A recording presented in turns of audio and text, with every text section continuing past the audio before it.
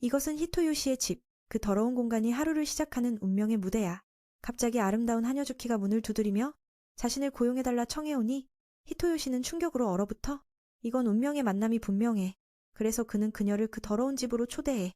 부모님이 없어서 지금은 좀 어수선하다고 변명하며, 소개하자면 이 매력적인 언니 주키는 최고의 암살자지만 어쩌다 보니 그의 하녀가 되고 싶어해. 히토요시는 여전히 그녀의 말이 진심인지 장난인지 궁금해져. 마음속으로 만약 불법적인 일이면 바로 쫓아낼 거라고 생각해. 무슨 일을 할 수 있냐고 물으니 주키는 순진하게 대부분 암살 작업이라고, 배신자들을 제거하는 걸 주특기로 해. 그리고 자신도 주인을 통해 여기 온 거야. 듣고 나니 히토요시는 영화 속처럼 멍해져. 갑자기 깨달아 여자가 더 예쁠수록 더 위험하다고. 그래서 그녀를 돌려보낼까 생각해. 하지만 주키는 그들 사이의 연결고리를 알려주지.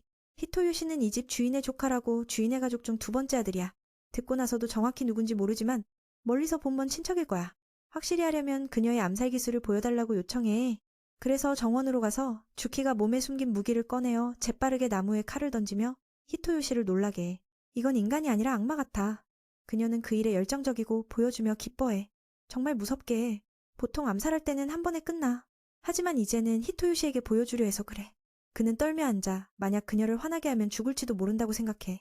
그는 누구와도 원한이 없어서 그녀의 암살 기술을 필요 없어. 게다가 그녀의 주인이 누구인지 모르니 고용할 수 없어. 듣고 나니 주키는 슬퍼지지만 어쩔 수 없어. 암살자지만 그녀는 착하고 떠나기 전에 인사해. 히토요시는 조금 미안해져. 그 가엾은 여자가 왜 그런 일을 택했을까 생각해. 방향을 모른 채 서 있으니 갑자기 히토요시의 목소리가 들려. 그는 그녀가 떨어뜨린 종을 돌려주러 왔지만 실수로 차에 부딪혀 주키의 본능으로 재빨리 구해. 다행히 다치지 않았어. 그녀의 얼굴은 아름답고 히토요시를 걱정하며 그를 감동시켜. 이건 그녀가 처음 사람을 구한 거라. 심장이 빨리 뛰어. 이유를 모르겠어. 히토요시는 그녀의 머리 장식을 돌려주고 그녀를 배웅해. 몇 초 후에 마음이 바뀌어 청소 도우미가 필요하다고 물어. 그래서 나중에 그들은 집으로 돌아와 그녀의 무기 수집에 대해 이야기해. 전설처럼 칼은 인류의 첫 도구야. 사용법은 간단하지만 효과는 강력해. 한 번에 목숨을 앗아갈 수 있어. 히토요시는 갑자기 자신이 바보 같아 암살자를 함께 살게 한 걸 후회해. 그는 다시 설명해. 이제 그녀는 청소만 하면 충분해. 그 순진한 하녀는 그것을 사람 죽이는 일로 오해해. 그는 서둘러 설명해. 청소는 집을 깨끗이 하는 거지 암살자의 용어가 아냐. 그 커다란 쓰레기 봉투를 가리키니 주키는 시체를 넣는 곳이라고 생각해.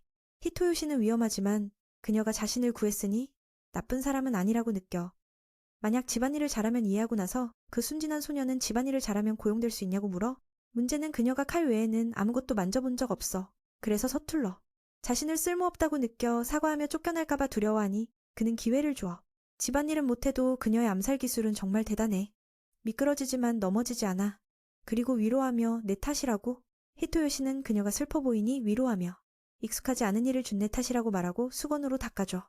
그렇게 그녀의 마음을 사로잡아. 암살자에게 이런 대우는 처음이야. 쫓아내지 않고 도와주겠다고 약속해. 지침을 받고 나서 그들은 함께 거실을 깨끗이 해. 히토요시는 그 아름다운 소녀에게 감사해. 그녀를 기쁘게 해. 식사 시간에 그녀가 음식을 할 줄 아냐고 물어. 슬픈 얼굴로 보니 못할 거야. 음식을 못하니 그녀를 먼저 씻으라고 하고 그는 스스로 해보려 해. 욕실에서 주키는 그의 말에 대해 생각해. 세상에 이렇게 친절한 사람이 있을 줄이야. 그는 밖에서 아름다운 그녀가 나올 노 기다리지만 그녀는 여전히 원래 옷을 입고 있어. 야채 손질은 그녀가 맡아 칼 쓰는데 그녀만 한 사람이 없어. 양배추를 하늘로 던지니 한 번에 먹기 좋은 크기로 자르며 사냥 임무를 완수한 듯 기뻐해.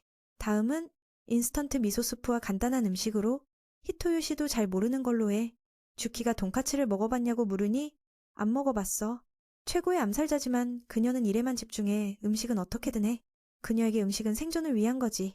맛이나 모양 같은 건 무의미해. 듣고 나니 그는 말해. 돈까츠를 먹으면 세상이 바뀔 거라고. 60년 역사의 가게에서 이게 마을의 자랑이야. 다양한 메뉴가 저렴하고 맛있어. 그래서 그가 배고플 때 항상 선택해. 집에 쓰레기가 많았던 이유는 이 음식 상자 때문이야. 주키는 순진하게 듣고 있지만 여전히 무심해. 처음에 그녀는 그를 다 먹으라고 하지만 그렇게 못해. 히토요시는 고기를 나누어 그녀와 함께 먹듯 나눠. 그렇게 돈까츠와 밥, 미소 수프를 함께 즐겨. 주키는 먹어보니 맛이 없어. 고기든 밥이든 수프든. 암살자 생활 때문에 맛 감각이 사라진 듯해. 과거를 떠올리며 이건 히토요시가 직접 만든 거라 따뜻함을 느껴. 맛있다고 물으니 그녀는 그를 기쁘게 하려 거짓말해. 그가 웃는 걸 보니 주키는 이게 어떤 힘인지 모르지만 그보다 더 따뜻해. 그는 그녀를 위층 방에 머물게 해. 청소를 안 해도 침대 시트만 바꾸면 잘 수 있어. 실제로 그녀는 그런 걸 필요 없어. 처음부터 머물 곳만 있으면 만족해. 그가 방을 준비해주니 그녀는 감사해. 돈까츠를 소스 없이 먹는 그녀를 보며 그는 어떻게 먹는지 알려줘. 주키가 따라하니 놀랍게도 맛감각이 돌아와. 그건 그의 진심이 깨운 거야. 이런 맛은 처음이라. 몸이 떨릴 정도로 행복해. 말로 표현할 수 없어. 마음속으로 그 특별한 소스에 대해 생각해. 밤이 깊어지니 히토유 씨는 왜인지 목이 메어 울어. 과거의 악몽을 자주 봐서 방금 꿈처럼 울어. 항상 그럴 때마다 울어버려. 시계를 보니 새벽 3시고 배가 고파. 보통 주방에 라면이 있으니 내려가. 의심스러운 소리를 듣고 오늘의 하녀 암살자를 떠올리며 조심히 다가가 봐. 주키는 새하얀 잠옷을 입고 유령처럼 보이지만 가까이 보니 정말 귀엽지. 그 특별한 소스가 너무 맛있어서 몰래 먹으러 내려온 거야. 몇 초 후에 잘못을 깨닫고 사과하며 그의 소중한 걸 훔친 게 아닐까 두려워해. 그는 화내지 않고 그녀가 아무 잘못도 안 한 걸 알게 돼. 마음이 가벼워져. 그녀도 배고파하니 라면을 함께 만들어. 갑자기 주키가 말해 만약 내가 죽는다면 이 소스의 맛을 다시 한번 맛보고 싶어. 그 말로 히토요 씨는 새로운 아이디어를 얻어. 그는 찬장에서 모든 걸 꺼내 소스에 찍어 먹게 해. 하녀는 그 신성한 소스로 기뻐하며 찍을 게 뭐든 상관없어. 잠시 후 주키가 그의 악몽에 대해 물어. 이 질문은 정말 놀라워. 그녀는 몰래 내려오다 그의 신음소리를 들었어. 처음엔 암살자가 공격한 줄 알고 무기를 들고 확인했어.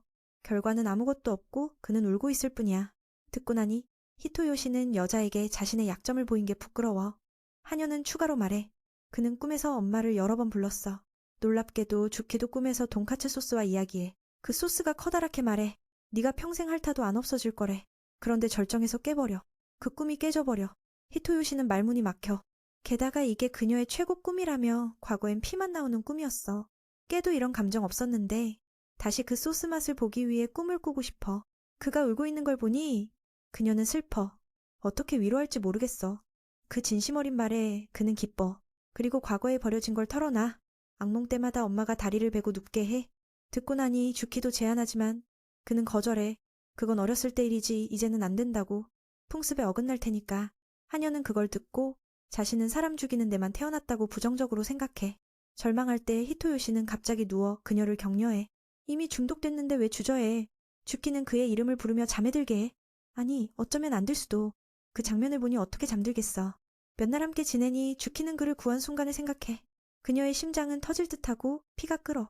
이런 느낌은 처음이라 수십 명의 적과 싸울 때도 이 정도로 흥분된 적 없어. 몸이 스스로 움직여 히토요 씨가 왜 그녀를 이끌었는지 모르겠어. 일어나 보니 집이 깔끔해 기뻐하며 쓰레기를 잘게 자르며 주키는 공간을 많이 절약해. 그는 그녀에게 감사해. 이제 집이 더 이상 어수선하지 않을 거야. 쓰레기를 버리러 가다 문 앞에 귀여운 개가 놓여있고 부탁해 키워줘 라고 써있어. 히토요 씨는 말문이 막혀. 하녀는 이전 주인의 편지를 읽어 그들은 이 개가 작을 줄 알았는데 점점 커져 키울 수 없어. 그의 집은 부유해 보이니 여기로 맡기고 싶어.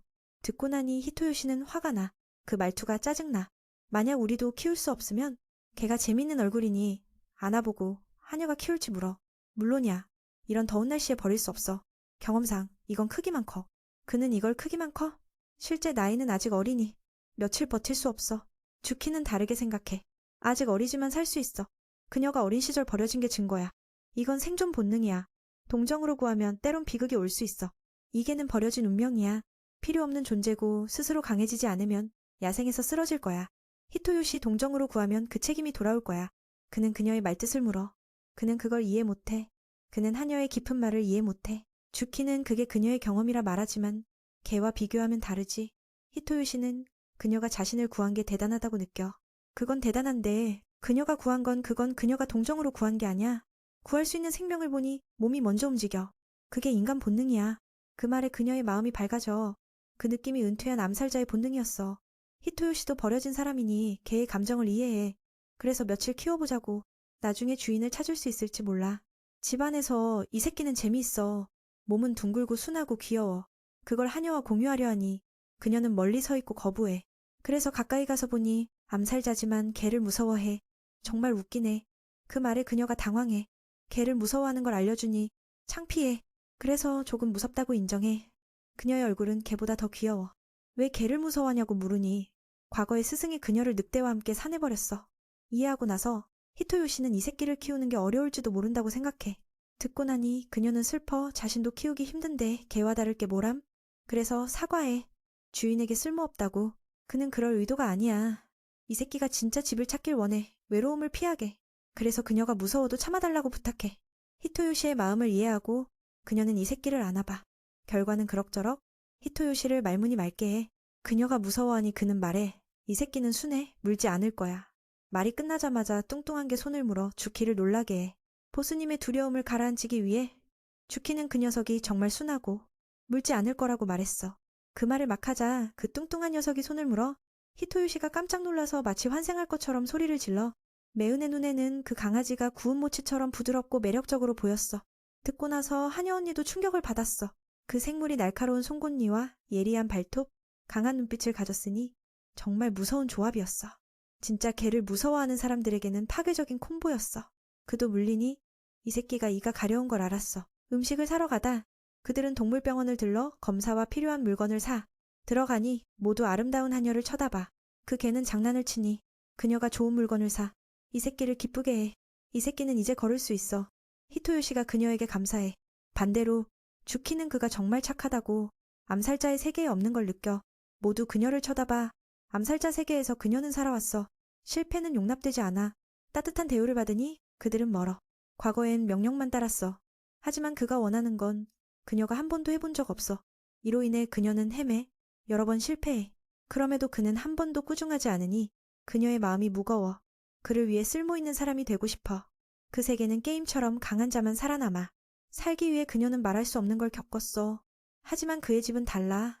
제한이 많아도 그는 한 번도 야단치지 않아.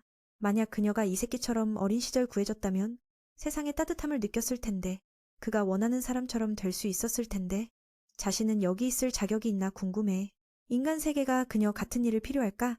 히토요시가 대답하려 할 때 걔가 그를 끌어. 그렇게 어색하지만 그는 말해. 그녀가 과거 일을 포기하고 평범해지려 한다면 멋져. 그건 그녀가 한 번도 생각 못한 일이야. 과거엔 죽이는 게 유일한 생존이었어. 그가 말하니 모든 걸 포기하고 평범해질 수 있어. 그녀는 다른 곳이 있다면 그를 더 알기 원해. 그는 과거에 그녀를 무서워했다고 인정해. 현실의 암살자를 본 적 없어서. 하지만 며칠 함께 지내니 그녀를 이해해. 그녀는 착한 사람이야. 그 말에 그녀는 어린 시절을 떠올려. 그가 그녀에게 평범해지는 법을 가르쳐달라고 부탁해. 그건 어렵지만 실패는 평범한 일이야. 그러니 부끄러워 말라고. 그는 처음에 그녀를 무서워했어. 암살자지만 그녀는 착해. 그 말에 그녀는 과거를 기억해. 그가 평범해지는 법을 가르쳐달라고 하니 실패는 자연스러워. 그래서 부끄러워 말라고. 다음 날 걔가 에어컨 아래서 편히 누워있으니 주키는 평범하게 야채를 자르는 법을 배워. 칼 기술이 뛰어나니 이 리듬으로 자르는 건 쉬워. 집중만 하면 돼. 그런데 갑자기 걔가 나타나 그녀를 놀라게 해. 암살자로서 뒤에서 접근당하다니. 그래서 이 새끼가 평범하지 않다고 생각해. 보다 보니 이 새끼가 떨고 있어. 배고픔 때문이야. 어떻게 주키가 이 새끼의 감정을 알지? 이건 평범한 사람의 기술인가 봐. 이 새끼가 순해 보이니 그녀는 만져볼까 생각해. 바로 그때 히토요시가 오니 그만둬. 그녀가 이 새끼에게 먹이를 주니 기뻐. 이 새끼는 열심히 먹어. 맞아. 그래서 몸이 이렇게 뚱뚱해. 이게 이 새끼가 버려진 이유 중 하나야. 이 새끼는 열심히 먹어. 그래서 이렇게 뚱뚱해. 이 새끼를 모치라고 이름 지어. 주키가 평범하게 야채 자르는 걸 마스터했으니 그는 칭찬해.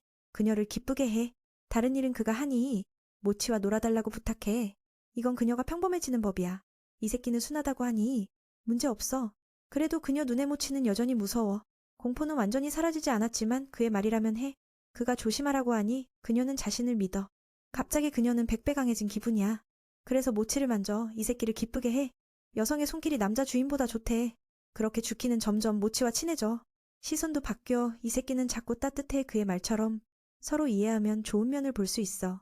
보답으로 그날 밤 그는 특별 소스와 오코노미야키를 주며 그녀를 행복하게 해. 그녀가 행복해 보이니 그는 더 만들어주겠다고 해. 거절하지만 손엔 접시를 들고 있으니 더 만들어. 때론 취향에 이기적이어도 괜찮다고 배워. 개인적인 요청이 있으면 말해. 들어줄게. 이건 모치와 친해진 보상으로. 그녀의 생일이 언제냐고 물으니 모르겠어. 과거 기억은 겨울 눈 내리는 날만 보여. 이름도 눈처럼 아름다워. 히토요시는 말해. 눈은 때론 따뜻해. 과거 기억은 겨울 눈 내리는 날만 보여. 그리고 그녀는 눈처럼. 겨울의 눈처럼 태어났어. 그 이름은 하얗고 아름다워. 히토요시는 생각해. 눈은 따뜻할 수 있어. 예를 들어 눈이 덮이면 아래 생명이 추위를 이겨. 어느 날 강해질 거야. 그 말에 주키는 여기서 살다 보면 세상이 따뜻한 이유를 알게 돼.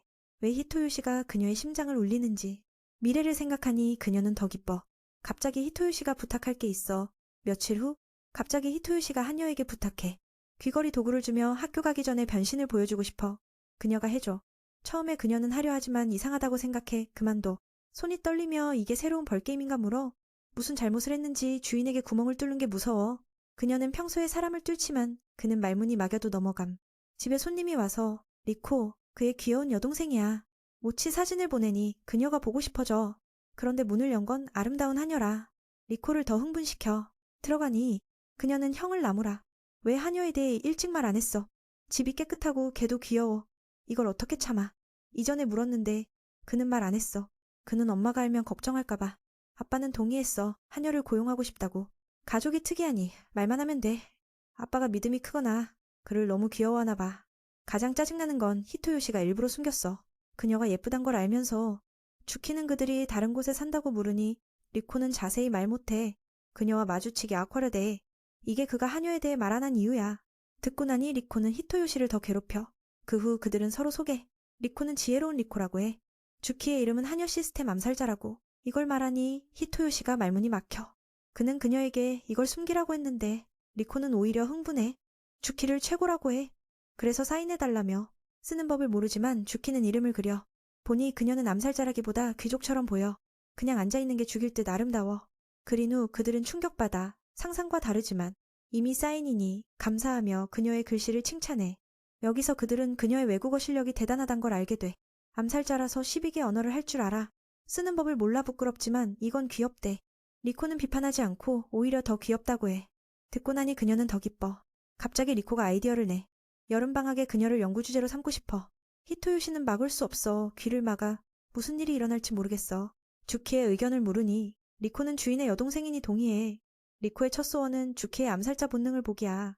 듣고 나니 그는 말해. 선생님께 제출할 글에 이상한 건 쓰지 마. 리코는 알았어. 그녀를 아름다운 암살자 하녀로 비유할게. 라고 해. 듣고 나니 주키는 그들을 정원으로 데려가 공연해. 리코를 흥분시켜. 바로 공중제비하며 리코 머리 위 사과의 칼을 던져. 히토요시는 이 광경에 심장이 아프지만 리코의 얼굴을 보니 괜찮아. 리코는 하녀 언니가 칼을 어디서 꺼낸 건지 궁금해서 물었어. 보스님이 알려줬어. 자기 옷 속에 무기가 숨겨져 있어서. 보통은 10여 개의 칼을 들고 다니는데 히토요시가 잔소리를 해서 지금은 겨우 5개만 남았어. 하나는 가슴 뒤에, 다른 4개는 치마 아래에, 각 다리에 2개씩 숨겨져 있어. 언제든지 꺼내서 싸울 수 있게 말이야. 치마를 걷어올리는 그 광경을 보고 히토요시가 더 깊이 파고들지 못하게 막았어.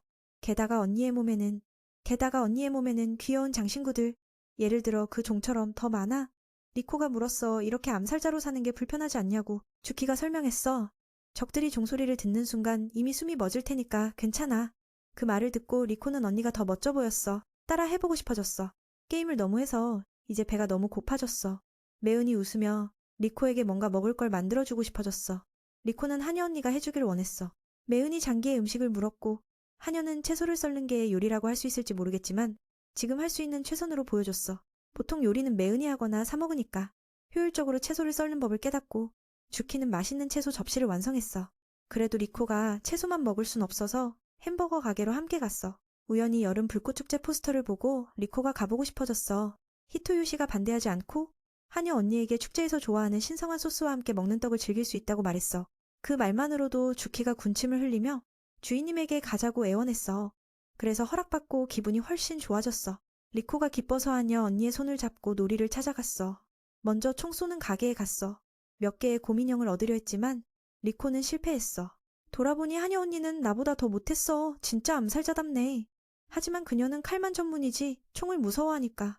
다음은 재미있는 물고기 잡기 게임이었어. 주키가 많이 잡아서 가게 주인이 충격을 받았어. 리코가 그 비법을 물었어. 하녀 언니를 물고기 잡기의 대가처럼. 그녀는 목표를 숨기고 빠르게 끝내야 한다고 했어. 그게 다야. 친절하게 리코의 손을 잡고 가르쳐줬어. 그 장면이 너무 좋았어. 헨리 씨의 주인님은 이렇게 부드럽고 친절한 누나가 있어서 그녀 자신도 예상치 못한 칭찬을 받았어. 잠시 후 떡 파는 가게에 가서 케첩 소스가 많아서 기뻐했어. 그들은 떡에 소스를 바르고 그녀가 행복해졌어. 리코는 하녀 언니의 귀여운 취향인 이 소스를 알았어. 좀 이상하지만 맛있으면 돼. 주키의 먹는 방식은 다람쥐처럼 재미있어서 리코가 웃음을 터놓았어. 히토요시가 그 얼굴을 보니 뭐라고 할 말도 없었어. 가게 주인이 그녀가 맛있게 먹는 걸 보고 노력이 보답받은 기분이었어. 그래서 소스 한 병과 떡 주머니를 선물했어. 주키가 기뻐했어. 리코가 물을 사러 가서 매은이 걱정했어. 만약 다른 데로 가면 못 찾을 테니까. 그래서 근처에 앉아서 기다렸지만 왜인지 리코가 안 돌아왔어. 이게 주키가 축제의 즐거움을 처음 알게 된 순간이었어. 전에 이 시기에 임무를 했지만 지금처럼은 아니었어. 불꽃이 터질 때, 목표가 로그아웃되는 순간이었어. 축제의 밝은 분위기 속에 말로 다 할 수 없는 외로움이 스며들었어. 히토유 씨가 뭔가를 깨달았지만 이미 일어난 일에 어떻게 위로할지 몰랐어. 불꽃이 하늘로 터지면서 그녀를 바로 그때 불꽃이 하늘로 터지면서 하녀 언니가 이토록 아름다운 걸 보고 놀랐어. 과거엔 몰랐는데 그 덕에 이렇게 행복해. 리코가 물을 가지고 오니 그들은 함께 축제를 즐겨. 하녀가 미소 짓는 걸 보니 그는 매료돼. 아마도 그녀를 좋아하게 됐어. 포화가 끝나니 그들은 손을 잡고 집으로 가. 리코는 오랜만에 형과 이렇게 놀아 기뻐 떡과 소스를 가져갔어. 리코의 기록에 주키는 8개를 먹었으니 오늘 더 먹지 말라고. 그녀는 순종적으로 말하지만 히토유 씨는 누가 누굴 따르는지 모르겠어. 갑자기 도둑이 위험하게 지나가. 주키가 있어서 리코가 안전해. 아니면 피해자가 됐어. 리코는 아름다운 사람이 안아주니 행복해. 주키의 떡과 소스가 망가졌어. 히토유 씨는 그놈이 너무하니 벌을 받아야 해. 남의 음식을 망가뜨리고 그의 말에 하녀는 뭔가를 해야 할 것 같아. 그녀는 진지 모드로 들어가 지름길로 쫓아가. 베테랑 암살자의 속도로 따라잡아. 더 중요하게 히토유 씨는 막지 않으면 그놈이 죽을 거야. 리코는 오히려 흥분해. 하녀가 그놈을 다루는 걸 보고 싶어. 히토유 씨를 말문이 맑게 해. 소녀가 암살자와 싸움을 좋아하네. 그래서 그들도 지름길로 쫓아가 주키가 사람 많은 곳에서 사고치지 않게. 이미 그녀는 위치에 들어가 칼로 바퀴를 터서 그놈을 넘어뜨려. 하녀가 다가가지만 목숨을 앗아갈 게 아니라 머리를 때려 벌로. 히토요 씨는 그녀를 막아 사람 죽이지 말라고. 이건 경찰이 해결할 일이야. 하녀가 기뻐하니 그는 떡을 더 사서 먹자고 공을 세운 보상으로. 그리고 그 일로 두 사람이 걱정되니 리코를 집까지 데려가. 리코는 강하게 말하지만 오늘 재미있었어. 보고서에 쓸 거야. 주키는 학교 가는 날을 물으니 숙제 안 한 적 없어. 학교는 재미있대. 친구들이 있어서. 듣고 나니 그녀도 갈 수 있으면 좋겠어. 리코는 엄마 메시지를 받고 형을 재촉해. 오늘 하녀는 많은 걸 배웠어. 리코의 말은 평범한 일이니 그녀도 학교 가고 싶어. 갑자기 히토요 씨는 그녀의 나이를 모른다고. 만약 학교 갈 수 있으면 좋겠어. 친구를 사귈 수 있어. 그래서 그녀를 등록해봐 평범해지는 방법이야. 몇 주 후 히토요 씨는 새 학기를 시작해. 여름방학의 변화 후 반 친구들은 마을에 아름다운 하녀가 있다고 수다 떨어. 팬도 생겨. 그녀를 집에 두는 게 듣고 나니 그는 거의 기절해. 주키에 팬이 생겼어. 그는 모른 척하지만 친구가 도서관에서 만났다고. 코스프레가 진지하다고 칭찬해. 그때 선생님이 들어오며 전학생을 소개해. 올라보니 주키야 히토요 씨를 충격시켜. 게다가 그녀는 그의 성을 요코야로 썼어. 선생님은 그녀를 그의 사촌이라고 소개해. 클래스가 감탄해. 게다가 그녀는 바로 그의 앞자리에 앉아. 그녀의 아름다움에 친구들이 부러워. 그가 이런 멋진 여동생을 두다니. 이건 리코의 짓이야. 그녀를 형과 엮으려. 리코는 이게 성공했다고 기뻐. 학교 등록을 위해 그녀의 성적이 대단했어. 리코는 그녀가 빠르게 배우니 세 날 만에 가르칠 게 없어. 오히려 그녀가 가르쳐줬어. 정말 대단한 하녀야. 히토요 씨는 그녀가 학교 가는 걸 기뻐해. 그가 어떻게 그녀의 성을 사용했는지 물어. 서류가 필요할 텐데. 가장 중요한 건 비밀 유지야. 주키는 답해. 등록은 지하 세계의 연결로. 가족 배경은 리코의 아이디어야. 가족 설정은 리코의 아이디어였어. 자기 가족이라고 하면 더 쉽게 받아들일 테니까. 그리고 그게 맞았어. 나이 차이가 꽤 나지만 주인님과 같은 반에 들어가서 함께 있고 섬겨줄 수 있으니까. 마지막 순간까지 비밀을 지킨 이유는 당연히 리코의 아이디어야. 오빠를 놀리는 게 재미있으니까. 그 말을 듣고 그 녀석이 동생에게 한 대 치고 주키는 자신이 화나게 한 줄 알았어. 오빠는 화난 게 아니라고 설명했어. 그냥 조금 충격받았을 뿐이야. 하지만 이게 좋다며. 여주인이 평범한 삶을 꿈꾸는 걸 알기 때문에. 다음 날 반 친구들이 몰려가 점심 사 먹을 때 주키는 평소처럼 쿠타빵을 먹고 싶어 했어. 히토요 씨는 편의점에서 먹을 계획이었는데 그녀가 원한이 따라줬지. 그 빵은 학교에서 희귀한 아이템이야. 빨리 안 가면 다 없어질 거라고. 그 말에 주키의 눈이 빛났어. 마치 보물 사냥을 앞둔 듯. 다른 학생들의 달리기 속도는 정말 무시무시하다고 했어. 게다가 주키는 쿠타 샌드위치 블랙을 사고 싶어 했는데 우리 반 위치가 식당에서 가장 멀어서 경쟁할 수 없었어. 그럼에도 여주인은 포기하지 않고 그걸 사냥하겠다고 했어. 그녀는 스승님 말씀을 인용했어. 사냥할 때는 양쪽 다 상처 입어도 잡아야 한다고. 걱정 마. 내가 빵을 가져올게. 바로 주키가 지붕으로 올라갔어. 시야가 탁 트인 곳으로. 히토요 씨는 막으려 했지만 누가 봐서 위험할까봐. 하지만 그녀는 상관없어. 그냥 앞으로 달려가 버렸어. 주인은 어쩔 수 없이 지켜봤지. 오빠는 그녀의 그릇된 얼굴이 달콤한 걸 보는 리코의 귀여운 표정과 비슷하단 걸 깨달았어. 그는 달콤한 걸 먹기 위해 그들은 수단과 방법을 가리지 않는다는 걸 알았지. 이게 바로 여자들이 가진 최고의 능력. 본인처럼 따라갈 수 없어. 이 원리를 주키에게 적용하면 아무것도 그녀를 막을 수 없단 뜻이야. 그렇게 되면 평범한 삶을 원하는 건 잘못된 방향이야. 쿠타 근위대는 어디 갔어? 바로 그때 아래에서 달려가고 있었어. 그들은 가장 강한 다리를 가진 자들, 항상 먼저 식당에 도착해 좋아하는 걸 가져가. 그들은 끊임없이 연습해. 히토요 씨는 그녀가 이 속도로 가면 원래 모습이 드러날까봐 두려웠어. 하지만 아니야. 성공한 자들은 항상 자신만의 길을 가. 주키는 아래에서 경쟁하지 않고 그냥 위로 뛰어올랐어. 과거 암살자의 최고 기술로 그녀는 쉽게 먼저 식당에 도착했어. 자세를 고운 모습으로 고친 후 그녀는 빵을 사러 갔어. 각 종류 하나씩. 하지만 결국 쿠타나 쿠타 샌드위치만 살 수 있었어. 그래서 주키는 임무를 완성하지 못해 사과했어. 그녀는 내가 좋아하는 걸 주려고 했지만 청년은 거절했어. 내가 뭐 먹어도 괜찮아. 네가 즐거우면 돼. 주키는 확인하듯 물었어. 내가 혼자 먹어도 돼? 히토요 씨는 동의했어. 전에 먹어봤으니까. 게다가 이건 그녀의 전리품이야. 다른 사람이 먹는 건 예의가 아니지. 처음엔 그녀의 장난을 꾸짖을 생각이었지만 그 귀여운 얼굴을 보니 그냥 넘겼어. 마음껏 좋아하는 보물을 먹으니 주키가 행복해 보였어. 기쁨을 더하기 위해 여주인은 빵 조각을 주인에게 먹여줬어. 히토요 씨는 좀 부끄러웠지만 주변에 아무도 없으니 받아들였어. 원래 맛있는 빵이지만 아름다운 여인의 손을 통해 더 설명할 수 없는 맛이 났어. 저녁이 되자 귀여운 여동생이 다시 찾아왔어. 오늘은 여기서 자겠다고. 히토요 씨는 좀 불만족스러워 보였지만 리코에게 꾸중을 들었어. 네가 매일 주키와 함께하는 걸 안다며? 오늘은 나한테 양보해. 게다가 그녀는 그런 아름다운 누나가 있기를 꿈꿔왔어. 암살자와 수다 떨며 잠들기 전에 히토요 씨는 이게 여자들끼리의 일인 것 같아. 요약하자면 할 이야기가 많아. 그들은 모두 여자니까. 리코는 그런 누나를 너무 원해서 가끔 히토요 씨를 여자로 상상했어. 그 말을 듣고 오빠는 이 여동생이 좀 이상하단 걸 느꼈어. 주키 누나가 여기 산다고 알게 된 후 리코는 오빠가 여주인과 결혼하길 바랐어. 그럼 모두가 행복해지지 않겠어? 이게 바로 그녀의 바람이야. 그리고 장난스럽게 말했어. 그 누나가 오빠를 정말 좋아해. 진짜라고. 평소엔 사랑에 대해 안 보이지만 리코는 여자로서 그녀의 마음을 더 잘 알아. 부끄러운 기색이 있었나 봐. 리코는 그렇게 말했어. 나는 여전히 의심스러워. 전에 그녀가 나에게 먹여줄 때 얼굴에 변화가 없었잖아. 부끄러운 기색이 있어야 하는데. 그 말에 리코는 이 사랑 작전이 더 확신이 생겼어. 그녀는 여주인이 정말 나를 사랑한다고 생각했어. 이제 18세 되면 결혼할 수 있으니 카운트다운 시작이야. 결혼 선물은 뭐 주면 좋을까 물었어. 엄마는 바로 동의할 거야. 아빠는 아직 모르겠어. 히토요 씨는 리코가 너무 서두른다고 봤지만 그녀는 엄마가 이걸 바로 받아들일 거라 생각했어. 아빠는 엄격해서 나처럼이야. 서양식과 전통식 결혼식이 딱 맞겠다 싶었어. 주키가 나와서 그 결혼 얘기를 듣고 물었어. 갑자기 히토요 씨는 부끄러워서 말 못했어.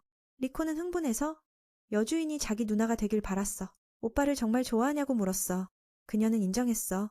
주인을 정말 존경해. 듣고 나니 히토요 씨는 행복해서 기절할 뻔했어. 리코는 혹 먹고 싶어 했고 주키가 까서 소스를 더해줬어. 여동생은 호기심에 물었어. 보통 화장 안 하는데 피부가 왜 이렇게 하얗고 완벽해? 주키는 몸에 대해 자신 없어 하며 아침에 가볍게 파운데이션만 바른다고 했어. 이건 수많은 여자의 꿈이야, 암살자에게. 여동생은 맨 얼굴로도 이렇게 예쁘다며. 이건 정말 수많은 여자의 꿈이라고. 암살자에게는 그런 생각이 없어. 여동생은 이런 누나가 있으면 문제 많겠다며. 자신은 별 볼일 없어서 커서 화장으로 예쁘게 될 거라고. 그녀는 리코의 얼굴을 정말 좋아해. 너무 귀엽고 표정이 풍부해서. 나처럼 단조롭지 않아. 이런 칭찬 듣는 건 아빠 말고 처음이야. 그 말에 여동생도 이 누나를 좋아하게 됐어. 이런 말 들으면 기분 좋아. 아빠랑 엄마 말고 누가 해주는데 특히 오빠처럼 귀여운 여동생을 칭찬 안 해? 자신도 이런 피부 될 수 있냐고 물으면 그녀는 토마토 소스를 먹기 시작한 후 부드러워졌다고 했어. 리코도 자주 먹어보라고 조언했어. 히토요 씨는 멍하니 그들을 바라봤어. 여동생은 소스에 찍은 홍을 먹어봤어. 처음엔 수박에 소금 찍는 정도라고 생각했는데 이렇게 맛있을 줄이야. 청년은 이 광경을 보고 그들이 이미 좋은 자매가 된 것 같다고 생각했어. 평범한 삶을 얻는 건 리코 덕분일 거야. 역시 여자들이 함께하면 더 좋지. 여동생은 히토요 씨를 보고 그가 주키와 결혼 생각을 하는 줄 알았어. 그녀는 이 문제에 대해 아직 이해 못해서 물었어. 나는 부끄러워서 다른 주제로 바꾸자 했지만 리코는 안 들었어. 일본에서 18세 되면 결혼할 수 있으니 그때 주키가 요코야 가문이 될 수 있어. 리코가 너무 앞서가서 히토요 씨는 어떻게 막아야 할지 몰랐어. 아름다운 아내가 있으면 좋겠냐고 물었어. 물론이야. 그 말에 그는 부끄러워서 얼굴이 붉어졌어. 리코는 오빠가 동의하니 이게 두 사람의 약속이라고 생각했어. 다음날 학교에 가서 히토유 씨의 머리는 어젯밤 일로 가득해서 수업에 집중 못했어. 결과적으로 선생님에게 분필 맞았어. 주키는 앞자리에서 칼로 쪼개버렸지만 그건 슬픔을 2배로 만들었어. 그녀는 너무 놀라서 그냥 분필 막으려 했을 뿐이야. 반 전체가 충격받아서 선생님도 겁먹었어. 이러면 고소당하면 감옥 갈지도 몰라. 히토요 씨는 후에 스스로 의무실로 갔어. 그는 걱정했지만 여주인을 위해. 그리고 들어가서 깜짝 놀랐어. 오늘 마루야마 선생님이 없고 대신 새 간호사 니타가 있었어. 무슨 일 있냐고 물으면 분필 2개가 그녀의 눈으로 날아갔어. 그는 침대에 누우라고 해서 좀 이상하게 느꼈어. 직감적으로 이 간호사가 수수께끼 같았어. 그들은 주키의 남자친구냐고 물었어. 주키를 가리키며 아침에 둘이 같이 다니는 걸 봤으니까 궁금하다고. 그는 사촌이라고 하니? 그녀는 웃음 짓더라고. 그리고 장난스럽게 말했어. 네 얼굴이 꽤 맘에 들어. 검사 후 히토요 씨의 눈은 괜찮았어. 이타는 그를 눌러서 공격하려 했어. 청년은 겁에 질렸어. 나는 그녀에게 그냥 먹잇감이었던 거야. 내 얼굴이 너무 귀엽다고. 그녀가 바지를 내리려 할 때 아름다운 주키가 나타났어. 그녀는 문을 부수고 들어왔어. 주인이 위험하다 느꼈으니까. 두 강자가 서로를 보며 히토요 씨에게 무슨 일이냐고 물었어. 무슨 일이야? 그는 울면서 달려왔어. 그는 울면서 여주인에게 달려가 보호를 구했어. 그녀는 그냥 장난친 거라고 했어. 먹진 않을 테니까. 그는 그를 햄스터처럼 떨고 있다고 비유했어. 자신은 귀여운 고양이 같아서 주키가 비슷하다고 물었어. 주키는 이 일에 대해 말하지 않았어. 히토요 씨는 상대가 누구인지 모르는 가장 순진한 사람이야. 여주인은 주인을 끌어당겨서 마치 사랑받는 기분이 들게 했어. 그녀는 그녀를 경고했어. 가까이 오지 말라고. 청년은 그녀가 질투하는 줄 알았어. 그렇게 그들은 조심스럽게 떠났어. 주키는 주인을 데리고 가서 중요한 얘기가 있다고 했어. 먼저 히토요 씨에게 눈을 아프게 해서 사과했어. 그는 고백받을 줄 알았지만 아니었어. 여주인은 그 여자가 자신과 같은 종류라고 했어. 암살자지만 목적은 모르겠어. 방 안에는 주키의 그날 밤 즐거운 장면들이 모두 기록되어 있었어. 니타는 그녀가 임무로 왔을 줄 알았는데 가족놀이를 하니 부숴버리고 싶었어. 그녀는 돈에 집착하는 사람이야. 동시에 산토리니 섬에서 부유하게 사는 꿈을 꿔 좋은 남자들에게 둘러싸여. 그 목적을 위해 정보를 모으고 수많은 살인을 저질렀어. 지금 그녀는 그 꿈을 실현할 수 있는 먹잇감을 찾았어.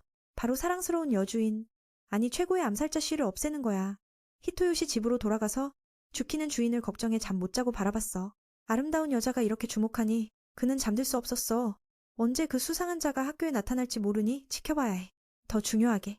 그녀의 머릿속엔 주인을 한순간도 놓치면 찢어질 수 있다는 생각이 들어. 그래서 그 여자가 누구인지 알 때까지 주인 곁에 있을 거야. 그는 잠 못 자겠다고 했어. 더 좋은 방법 없나? 좋아. 내가 옆에 누워줄게. 이 장면에 청년은 부끄러워서 얼굴이 붉어졌고 주키는 기뻐했어. 너무하네. 주인이 다리에 기대면 적이 공격할 때 움직임이 제한되니까. 히토요 씨도 기뻐서 거절 못했어. 반대로 그는 그녀를 걱정했어. 그 말에 여주인은 기뻐하며 부끄러워했어. 그녀를 안심시키려. 그런 적 정도면 한 손으로도 막을 수 있다고 했어. 이건 그녀의 능력이 얼마나 대단한지 보여줘. 점심때 작은 칼만 가지고 있어서 조심했지만 무기가 충분하면 그녀는 그들을 가볍게 해치울 거야. 주키는 상대가 나를 해치면 히토요 씨를 목표로 할 테니 걱정했어. 과거의 원한일 수 있고 어떻게 그녀가 냄새를 맡았는지 모르겠어. 그럴 리가 없는데 나 때문에 그를 연루시켰으면 여기 있을 자격 없어. 그래서 집안에서 위험을 막겠다고 했어. 어쨌든 싸움은 그녀의 최고 강점이야. 히토요 씨야 편안히 자. 그에게 그녀는 단순한 주인이 아니라 마음의 따뜻함을 주는 존재야. 그 말에 그는 기뻐했지만 그녀를 걱정해서 아무것도 못한단 걸 알았어. 나도 그녀를 잃기 싫어. 창문을 열기 위해 움직일 때 주키가 막았어. 원거리 저격수가 있을 수 있으니까. 갑자기 그때 그녀는 쿠타 소스의 냄새를 맡았어. 이 시간에 누가 요리하니? 분명 그 여자의 계략이야. 한순간 방심하면 그레이가 히토요 씨를 잡았어. 그녀는 네가 너무 실수 많다고 비난했어. 그녀는 고양이 스타일로 가볍게 움직였어. 그녀는 상대를 용성구자의 백랑이라고 불렀어. 주키가 뭔가 하려 할 때 그레이가 히토요 씨를 위협했어. 여주인의 분노가 치밀어 그녀를 겁주기만 했어. 그녀는 물었어. 나에게 다가온 걸 후회할 준비됐니? 더 이상한 고통을. 그레이는 백랑의 송곳니가 여전하단 걸 알고 걱정했어. 그녀는 자신의 기술로 1000년 더 살아도 정면으로 대적할 수 없단 걸 알아. 그래서 히토요 씨를 발판으로 그녀의 머리를 노렸어. 밤이 시에 학교로 와서 구하라고 했어. 실제로 주키는 언제든 그녀를 죽일 수 있지만 히토요 씨와 함께한 후로는 그럴 생각 없어. 그가 시체를 보면 슬퍼할 테니까 용서하지 않을까봐. 스승님의 말이 머릿속에 떠올라. 그녀는 여전히 최고의 암살자야. 그녀의 몸엔 죽음의 냄새가 배어. 하지만 이번엔 바꾸고 싶어. 나 때문에 그를 연루시켰으니까. 그래서 그녀는 그 여자를 죽이고 여기 있었던 흔적을 지울 결심을 했어. 하지만 갑자기 그의 말이 그녀의 생각을 바꿨어. 여기서만 사랑받고 자유롭게 하고 싶은 걸 느꼈으니까. 히토요시가 떠나기 싫다고 하니 그녀는 계획을 바꿨어. 그레이 쪽은 모든 걸 준비해 그 용을 잡으려 하니 그녀도 무서울 지경이야. 그 용을 잡으려 하니 그녀도 변태처럼 보이게. 그녀는 이게 히토요시에게 딱 맞는다고 느꼈어. 대체 왜 암살자에게 잡혔는데 그는 겁 안 먹고 영웅처럼 서 있었어. 그래서 목숨이 위태로운데도 그레이는 언제든 그의 심장을 부술 수 있다고 위협했어. 이 비극의 원인은 여주인이야. 그녀 때문에 불운이 그에게 따라붙었어. 그가 원한가 슬픈가 물으면 그는 그냥 멍하니 있었어. 겁 안 난다고 하면 거짓말이지만 주키가 구하러 올 거라는 걸 알아. 그래서 지금 할 일은 여주인을 믿는 거야. 그 말에 그레이도 그를 칭찬했어. 겉모습보다 훨씬 용감하네. 암살자의 자식일지도 모르겠네. 쉬를 길들였으니까. 하지만 그에겐 관심 없어. 주키를 목 졸라 죽일 뿐이야. 그럼 돈과 명성을 얻을 테니까.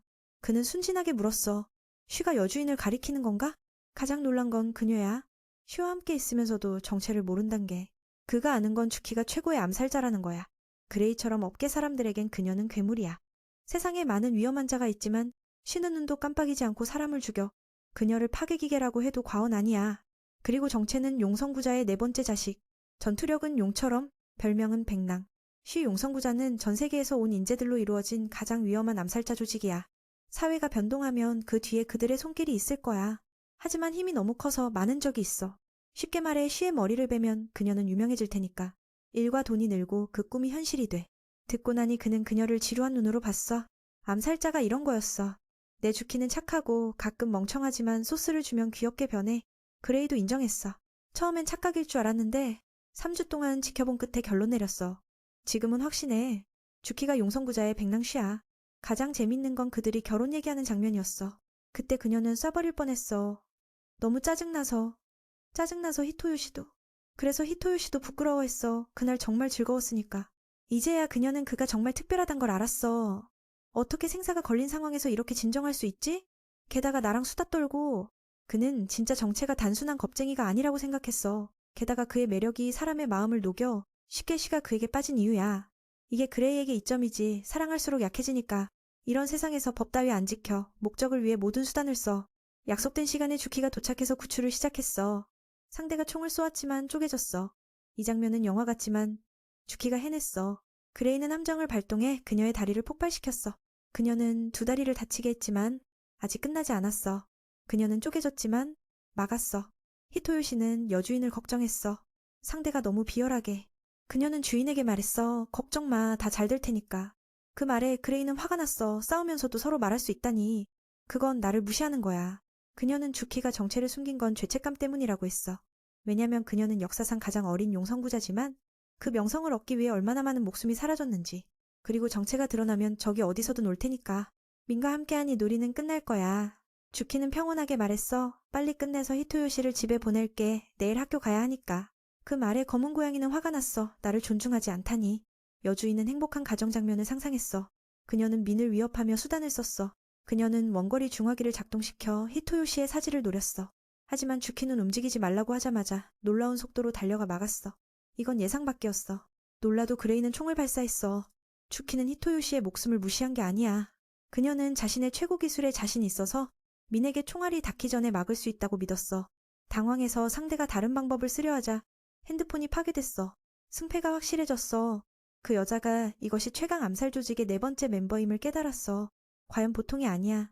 그녀는 여전히 민에게 겨눴지만 결과적으로 날아가서 거의 죽을 뻔했어. 다행히 주키가 신경 쓰지 않고 그녀의 나쁜 말은 무시했어. 그레이는 암살자의 그림자에서 벗는 게 불가능하다는 걸 알았고 뭐를 하든 여전히 슈에일 뿐이야. 자기 같은 놈들이 올 테고 주키를 노려 명성을 쌓을 거야. 그녀에게 물었어. 다 죽일 거냐고? 하녀 언니는 자신이 그런 인간이라고 인정했어. 살인이 유일한 삶이라고 생각했었지. 하지만 지금은 달라. 누구도 죽이지 않을 테고 누구도 자신 때문에 죽게 하지 않을 거야. 이제부터 어떤 일이 일어나도 민이 준 평범한 삶을 스스로 지킬 거야. 이건 그레이가 슈에에 대해 들은 것과 완전히 달라. 사냥감은 세상의 끝까지 쫓는 최강 암살자잖아. 그 여자는 만약 죽이고 싶었다면 주키가 이미 목숨을 가져갔을 거라고 깨달았어. 히토시가 구해졌어. 기뻐.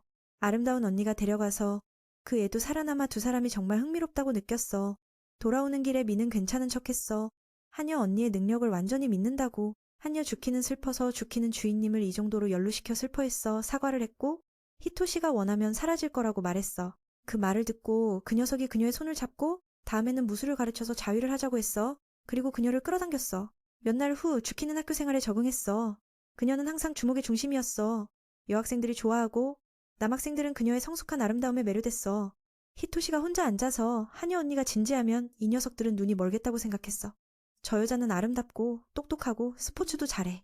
미네 사촌이라고는 믿기지 않아. 그 녀석은 너무 평범하니까. 그 녀석은 전에 납치 사건을 떠올리며 여전히 소름이 끼쳤어.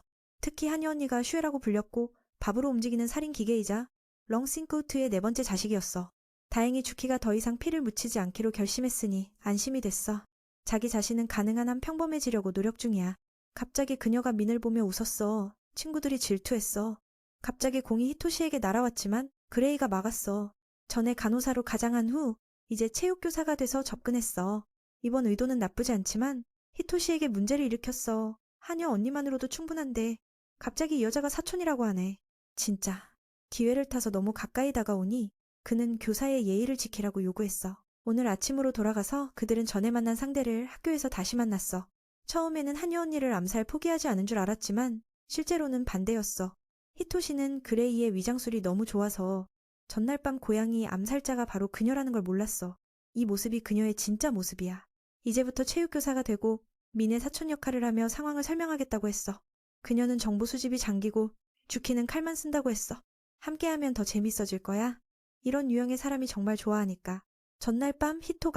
전날 밤 히토요시가 백낭시를 어떻게 길들였는지 본 후 그녀는 그에게 감탄했어.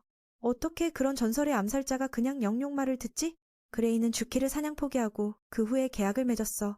그녀는 그들을 건드리지 않겠고 3개월 동안 좋아하는 쿠타빵을 제공할게. 미는 이 계약이 너무 좋다고 생각했어. 누나가 동의했어. 히토요시는 괜찮은지 물었어. 갑자기 여주인이 침을 흘리니 이유를 알았어. 빵을 마음껏 먹을 테니까. 암살자 세계에서 누가 이길 수 없단 걸 알면 그런 터무니없는 계약을 내걸지.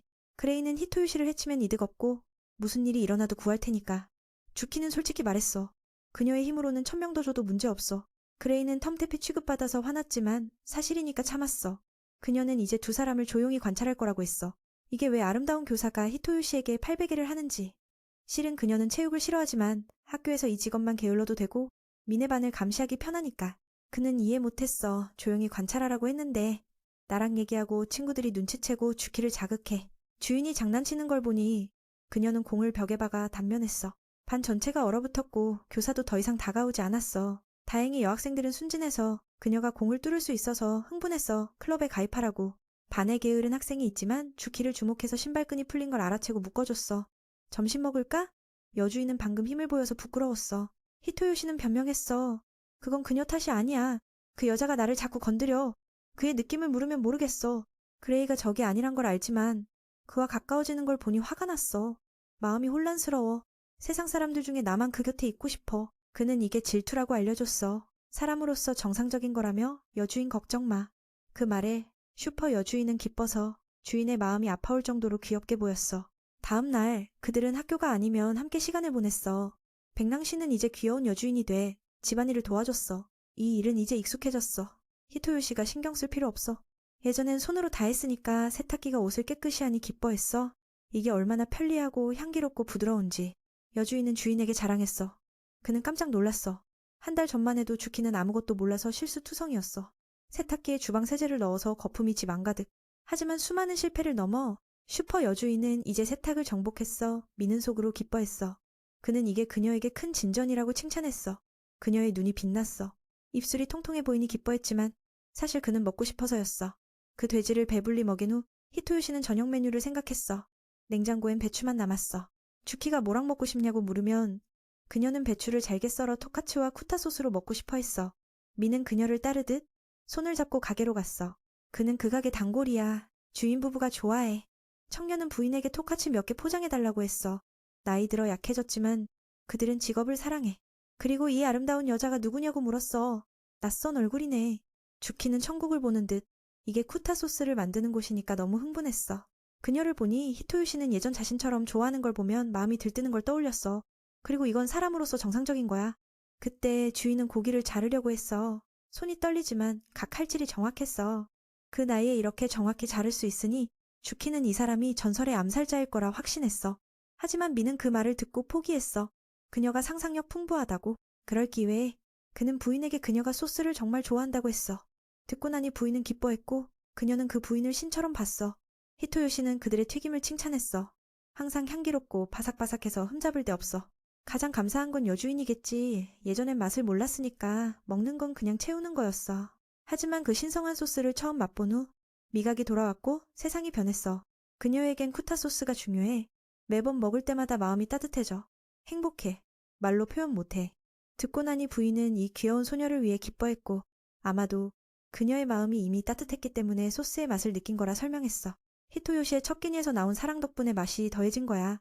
이 감정이 솟구치자 갑자기 그녀는 주인에게 어깨를 두드려줬어. 암살자에게는 불가능한 일이야. 그래서 그녀는 이 주인이 전설이라고 확신했어. 인연으로 부부는 주키를 초대해 새 소스를 맛보게 했어. 듣고 나니 여주인은 순종적인 강아지가 돼버렸어. 천천히 먹어봤어. 첫 입에 이미 맛있었어. 그날 밤 그들은 즐거운 저녁을 보냈어. 쉬는 먼저 쉬게 하고 설거지는 내가 할게. 그는 소파에 누워 지난 일을 생각하며 믿기지 않았어. 이 귀여운 여주인이 암살자였다니. 그는 그녀의 조직에 대해 물어보고 싶었지만 그녀를 힘들게 할까봐 기억나. 만약 그녀가 말 안 하길 바란다면. 갑자기 그는 엄마가 집을 떠날 때를 떠올렸어. 그때 리코는 엄마 따라갔고 미는 아빠와 이별했지만 그녀는 언제든 올 수 있다고 했어. 알아도 떨어진 시간이 길어서 슬펐어. 갑자기 깨서 그는 주키를 안고 있었어. 그리고 아름다운 여인은 그가 꿈에서 울고 있어서 걱정했어. 꿈에서 울고 있어서 그는 아직 안 깼지만 가슴 앞에 부드러운 걸 만지자 튀어나왔어. 그녀에게 사과했어. 여주인은 이상한 꿈을 꿨다고. 괜찮아. 듣고 나니 주키는 좋은 잠을 주고 싶었어. 이전처럼 다리에 기대. 그녀는 주인이 용성구자에 대해 검색하는 걸 봤어. 그래서 물었어. 그는 그녀에 대해 더 알고 싶어서 하지만 부끄러워서 말 못했어. 그녀도 조직에 대해 모른다고 했어. 스승님이 시키는 대로 했으니까 어떤 그룹인지 신경 안 썼어. 다른 멤버들을 만난 적 있지만 이름조차 모르고. 그렇게 말하지 않은 게 아니야. 그냥 할 말이 없었어. 게다가 예전엔 지금과 달라 생존이 유일한 바람이었어. 다른 건 포기하고 자신도 임무를 못하면 스승님이 실망할까봐 걱정이었어. 그게 그녀를 지금 인간 세계에 익숙하지 않게 했어. 새벽의 새소리, 아침 햇살. 그건 너무 낯설어서 꿈인 줄 알았어. 여주인은 언젠가 이 삶에 익숙해지고 싶어. 그럴 때 히토요시가 원하는 평범한 사람이 될 테니까. 이 생각에 그녀는 기뻐했어. 그리고 청년도 매일 아침 그녀를 보면 안심이 돼. 그녀가 이 집을 선택한 걸 감사해. 많은 일이 일어났지만 마음을 털어놓고 나니 그는 마치 고백하는 기분이라 부끄러웠어. 슈퍼 여주인도 그 이유를 알려줬어. 이게 히토요시에게 도움이 된다는 기분이 들게 하니까 악몽 볼 때마다 다리에 기대도 돼. 그 말에 미는 정말 평화로웠어. 주키가 엄마의 자리를 대신한 기분. 몇 날 후 여주인이 혼자 장을 보러 갔어. 사람들이 쳐다보는 걸 느꼈어. 이유는 귀여운 얼굴과 영화 같은 옷 때문이야. 한 소녀가 달려와 얘기했어. 항상 그녀를 주목했다고. 물으면 소녀는 이 한여 옷을 정말 좋아해. 자신도 그렇게 되고 싶대. 듣고 나니 주키는 누군가에게 좋아하는 걸 기뻐했어. 소녀는 이 옷을 어디서 샀냐고 물었어. 평범한 사람은 안 입으니까. 그 말은 평범해지고 싶어하는 그녀의 마음을 직격했어. 히토요시가 근처에 있으니 그녀를 데려갔어. 한여 옷이 평범하지 않은가 봐. 그걸 이제야 알았어. 결과적으로 다음 날 그는 그녀를 위해 새 옷을 사러 갔어. 놀랍게도 리코와 그레이도 있었어. 여동생은 메시지로 물은 후 함께 가기로 했어. 이게 왜? 화라. 그레이는 그들의 대화를 엿듣고 따라가서 관찰하고 싶었어. 히토요시는 엿듣는 걸 금지했어. 그런데 그 여자는 여전히 집에 도청기를 숨겼어. 여주인도 사과했어. 다 부수고 싶었는데. 거실에 하나 더 있었어. 그녀는 여자를 위해 옷을 고르니 도와줄 사람이 필요하다며. 미는 어쩔 수 없으니까. 이 팀이 불안하지만 왔으니 함께 가자. 리코는 아름다운 여주인이 암살자라는 걸 알자 놀랐어. 여동생을 보는 그레이도 안아주며 친해졌어. 그녀는 이 애가 오빠처럼 재미있고 귀엽다며 좋아했어. 이 집에 2명 있는데 암살자를 안 무서워하네. 그 후 그들은 리코가 추천한 가게로 갔어. 평범한 옷 사러 간 줄 알았는데 한여 옷가게로 데려갔어. 전부 다 예쁘지만 이전처럼 안 맞아. 히토요시는 여동생의 취향을 막을 수 없어. 주키는 이게 이전처럼 움직이지 않는다고 했어. 하지만 귀엽다며 리코는 그레이에게 선물로 샀어. 흥미를 느끼며 다른 곳으로 가자고 했어. 길거리에서 입으면 죽일 테니 포기했어. 주키도 그렇게 느꼈어. 왜냐면 많은 칼을 숨길 수 없었으니까. 그 애는 궁금해졌어. 이제 퇴역한 암살자라면 왜 무기를 들고 다니지? 누나가 밝은 미소를 지으며 말했어. 칼이 옆에 있으면 안심이 된다고. 그럴 리가 없지. 그래서 그 애는 아무 말도 안 했어. 그 녀석이 두 아이에게 말했어. 이제 장난 그만둬. 그 다음 그들은 패션 가게로 가서 시험해봤어. 하녀의 완벽한 몸매가 옷을 입으면 정말 아름다웠어. 특히 수영복이 몸의 곡선을 모두 드러내서 그레이가 불편해졌어. 리코가 누나를 모델 같다고 비유했어. 머니 좋아하는 스타일이 어떤지 물어보면 그 애는 생각했어. 머니 좋아하는 스타일이 어떤지 물어보면 그 애는 흰 드레스가 딱 맞다고 했어. 눈에 띄지 않지만 세련됐어. 그 말을 듣고 그 애는 질투가 나서 물었어. 왜 그렇게 바로 답할 수 있지? 분명 머릿속에 이미 생각해둔 거겠지. 오랜 시간 씨름한 끝에 마침내 몇 벌을 정했어. 선택 대신 머니 결정했어. 선택 대신 머니주키가 시험해본 모든 걸 다 가져가기로 했어. 빨리 끝내기 위해. 그들 집이 부유해서 쇼핑은 아무것도 아니었어. 그리고 할로윈이 다가오니 그 여자애들한테도 놀러가라고 했어. 리코는 흥미로워 보였어. 오빠한테 의상 사주고 싶다고. 머니 놀라서 물었어. 올해도 할 거야? 그럼 엄마가 기대하실 테니 모두 자기한테 하나씩 사서 할로윈을 준비했어. 주인작은 너무 기뻐하니 하녀도 따라 기뻐했어. 히토요 씨는 우연히 공포 영화를 보고 있어서 같이 보러 가자고 했어. 그 애는 이런 장르를 꽤 좋아했어. 하녀 언니는 영화를 본 적이 없었어. 극장은 그녀의 일터였어. 그래서 그냥 떠났지. 머물지 않았어. 그게 너무 무서워서. 히토요 씨도 강한 척했어. 마치 평범한 일처럼.